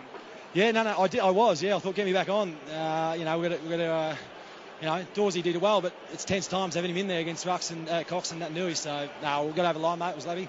Everyone talked about this as being almost a grand final preview. Did it feel like a massive game out there? I mean, there's a massive crowd. It was an awesome contest, and it must be so satisfying to get the 4 points. Yeah, it was. Especially after the break, and West Coast are on fire. They're not at the top for no reason, so they've got a lot of good players, and it was a great test for us today, for us to move forward and get towards the top of the ladder. We need to beat the best, and West Coast have showed that they're pretty good. So the boys played really well today. I said to Darren he could sit down during this interview, guys. He said, no, I'll stand up. We've got Parko and Chris Connolly upstairs. Fire away, boys. Could I, Darren, well done, mate. My up went out to you a bit. Is that the longest day that you've had in the office since you started to play? Yeah, it was pretty long. I can't believe that you did the amount of work for the length of time with so little rest against two of probably the best combination in the competition. Was it as we saw it, or is there some other trick you got up your sleeve? No, there's no tricks. It's just hard work. I thrive on it, the challenge, and certainly they're the best combination in the ruck, and I really love, testing myself against them and, grinding away, and I thought I did that today. Oh, you did it magnificently, and you still went forward on occasions as well. I thought, well, if you do it that long, you've just got to come off the ground and have a rest, but you had minimal of a time on the bench. Yeah, and we try that every year, every week. Dawsey, he's not a genuine ruckman, so we've got to go a bit defensive with him there. So I try to have a bit of a spell midway through the quarter and finish out the quarters. So, but I was spent today. Darren, I thought you were in all sorts of trouble about 10 minutes into the last quarter, but you got the opportunity to freshen up and were terrific at the end of the day. You're dead right. You're the only one that can take on those two giants. But what's the ideal balance for a ruckman in modern AFL football in terms of centre bounce forward on the bench? Oh, look, I try and aim for about 80-85% game time. You can't go on other days you can play 100%. It's just too hard, especially against these two blokes. It was testing when Dawsey was in there, but he did well, and I just had to get through. Boys, Darren's got to go to a meeting. Just finally, before we let you go, everyone at Collingwood loves black caviar. How do you think she'll go tonight? Yeah, I think she'll get up. I think the boys are certainly keen on getting up and watching it tonight, so I'll be certainly one of them. Is Daisy forgiving you for giving up that he's got a tattoo on his backside? No, he loves it. Thanks for your time, mate. Congratulations. There you go, guys. Darren Jolly, all the pies heading in behind closed doors right now, so great to grab him for a few minutes. Good on you, Tim. Well done to Darren Jolly. What a performance it was. Collingwood by 3 points, led by 8 at quarter time, trailed by a goal at half after West Coast kicked 5 goals to 3. In the third quarter, Collingwood kicked the first 5 goals. West Coast was still in touch with the last 2, 15 points the margin at 3-quarter time. And then Collingwood, despite the fact that West Coast were coming, found a way to win. As Adam said, no score. No goals kicked anyway in the last 10 minutes. It was wonderful football. They've hung on 12-13-85. They're on top of the table. West Coast 12-10-82. And Dan, to make the point on the back of that interview, we all acknowledge that Cloak is probably the most critical person in the structure. Were he not to be available and be able to play for Collingwood, that would be a massive hole. But I quite frankly, at this point in this team's development or working towards being good in September, Jolly's not all that far behind Chris in terms of not availability, and he's carrying a body which is partly injured all the way. To get him up each week's not easy. For what he did today, that's a Herculean effort. And we talked about the kid coming on, Elliott as a sub, but at the other end of the continuum, the slug all day that Jolly was able to produce, not just a slug, he was very instrumental in the way he set up the play for his team. It's a massive risk, Chris, wasn't it, to just play Jolly on his own, considering how effective and how good Naitanui and Cox are. Well, imagine if he got injured. That's right. And not only for long, he meant just for the day. He got injured today. Darren Jolly hurt himself. Yeah. I don't think clubs have got much of an option, because your second ruckman is usually more of a forward key marking player that can play ruck. You've actually got to play 2 genuine ruckmen. If one of them can't play forward for 70% of the game, you're going to be 1 player short on your rotations. So we're going to see clubs take the risk of playing a genuine ruckman for that long. And I think Naitanui and Cox will learn to work these guys out. So I think West Coast will leave this game having learnt a lot. I think they took a risk on Cloak and would have taken a lot of experimental type of things into the game. Look, just make the point. Jolly had 23 constructive hit-outs. Dawes had 2. And you go to the other extreme, Cox had 29. And his counterpart, Natanui, had 15. I mean, that is a dominance in getting your hand on the ball. I'm not saying it happened at ground level the same way, but that is a dominance, isn't it? The thing about Natanui, we measure an effective hit by the wrist being on above the ball, or the full palm on the ball. Natanui usually has his hand, elbow, shoulder, and half of his torso above the reach of the opposition. But you make a good point about West Coast having those 2 legitimate ruckmen, because if you look at last night's game, Geelong, it didn't work with Dawson Simpson and Trent West. You're quite right. Shane Mumford tried to do it, and he was out on his feet in the last quarter. Now, he's coming back from a back injury, but I guess Sydney's hope is that he can do a full game. Collingwood, Jolly out on his feet. You know, I reckon they're really missing Lee Brown from last year as that utility. And I just think that is going to be a huge advantage for the Eagles in the second half of the year to have that, I guess, that strike force of 2. Maybe Essendon's got it as well. Yep. But apart from that, really, it's a clear advantage to the Eagles. And they've used Lynch in the past. We forget about Lynch in all this structure now. He's not used. He's not required to do that. But if either of those two were to go down, they have a bloke who can play strong and be a really bullocking ruckman round the ground. Can I just ask for Chris and David to comment on Daniel Kerr's game? We've sung the praises of Dane Swan, who had 38 disposals. Dane Beams, 34 disposals and also 3 goals. But Daniel Kerr, he didn't have a great start to the game, but he not single-handedly, but he instigated their improvement and got them back and dragged others with him. He's finished the game with 29 disposals, 14 contested possessions and 9 clearances, which is 4 more than any other West Coast player. I just thought he was just heroic. And I hate using that word, Chris, in footy terms, but he was amazing what he was able to do. And he would have loved this challenge. I know Daniel quite well. Collingwood don't tag as a rule. They feel they haven't got anyone really good enough to do it, so they take the players head on. At the MCG, leader, big game for West Coast Eagles. Immense talent, super confidence. I remember when Carlton... There was talk of him going to Carlton, and someone had said, they're going for a ruckman, Rob Warnock. He said, well, you tell him, doesn't matter where the ball goes, I'll get it. So he doesn't lack any confidence, I can assure you. And, West Coast always had the edge over Adelaide, and it was Daniel Kerr that had the edge over Adelaide through those Harlequin years that they had. He was a super player in amongst Cousins and Judd. Can I make one point? The balance of Kerr, you've actually hit it on the head beautifully. Swan gets 10 contested and 27 uncontested. Followed up with Beams, who got 12 contested and 21 uncontested. Side bottom, the third rank, there's 7 contested, 19 uncontested. You've got to go down and find Kerr. 14 contested, 16 uncontested. He has the balance right, just like Murphy had at Carlton before he got injured. He's got the balance right. If you're going to be an outstanding midfielder, you've got to be able to add both ingredients, in my opinion. We've got to pick some blokes in some team. Hawthorn have got 3 blokes inside. We know who they are, who are just fantastic contest possession, but don't help the team much on the outside. Yeah. So if you're going to play outstanding A-grade midfield, Kerr is your example right now because he can win it inside and he knows when to spread and go hard into right position. So that means he drags other players with him. Absolutely. Which is, I guess, what Pendlebury does. But Kerr's got that ability to do it either way.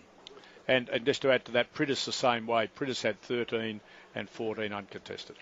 Well, Tim's done a wonderful job. He's gone into the West Coast Eagles rooms. Tim. I've got the skipper Glassy with us, and that was unbelievable game.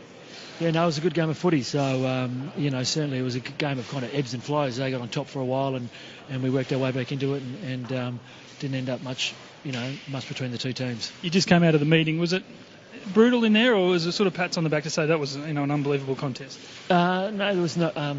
Neither one. Bush just gave us some feedback and said, as like every game, we did some things really well, and there were some areas for improvement. So, he just challenged the group to. If we want to be there at the end of the season, we've got to find a way to improve between now and the end of the year. I know we're short for time, guys, but Darren's got the cans on if you want to fire a question. Well, just David Parker, mate. As captain of the side and the head of the defence, I mean, you said then it was a great game. Is it when you're out there, can people understand that you could actually enjoy that, or is it just hard work? Oh, no, look, you enjoy the challenge, you enjoy the hard work. You don't... you don't run around with a smile on your face the whole time, but you do enjoy, and you can really feel the tight game, everyone lifting, and I think tonight, players from both sides really lifted as the intensity went up, and that's a sign of a good couple of sides, I think. We love watching it because of all the ingredients, and you love playing it for exactly the same reason. Yeah, exactly right. Darren, with the Collingwood, you get a crack at them later on in the season. Yep. What is the thing that, you're a smart guy, you're the leader, you come off the field and say, look, this is the number one thing we've got to get right next time against this lot? We spoke a little bit about our ball movement, but look, to be honest, I haven't got a good handle on the game straight away. Apparently we had more inside 50s, but straight away both sides probably walk off and feel like they let the other team in with a few mistakes here and there. But overall, I think we can improve still a lot of areas of our game. So probably our ball movement against them is probably one that we've struggled against a couple of times now. And Darren, I know time's on the wing, but a quick word on Daniel Kerr's outstanding game. Yeah, look, he did stand out to me. He certainly stood up when the game got, more intense. The harder it is, the better Kerr loves it, and he's a quality player. I thought Coxie stood up as well, so it was good to see a couple of our senior guys standing up, and that's what we need. As did you. Well done on a terrific match tonight. Bad luck on not getting the result, but good luck for the rest of the season. You'll be right there. Thanks for joining us. Thanks, boys. Appreciate it. Darren Glass, the captain of the Eagles. Collingwood 12-13-85. West Coast 12-10-82. Travis Cloak 5 goals for the Pies. Dane Beams kicked 3. Alex Fazolo 2. And Jared Blair 2.